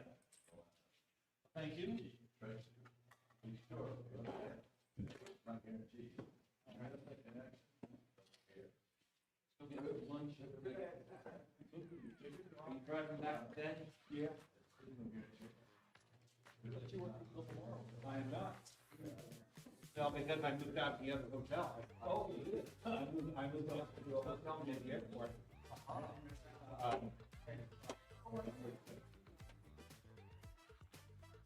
You know, he's pop in here.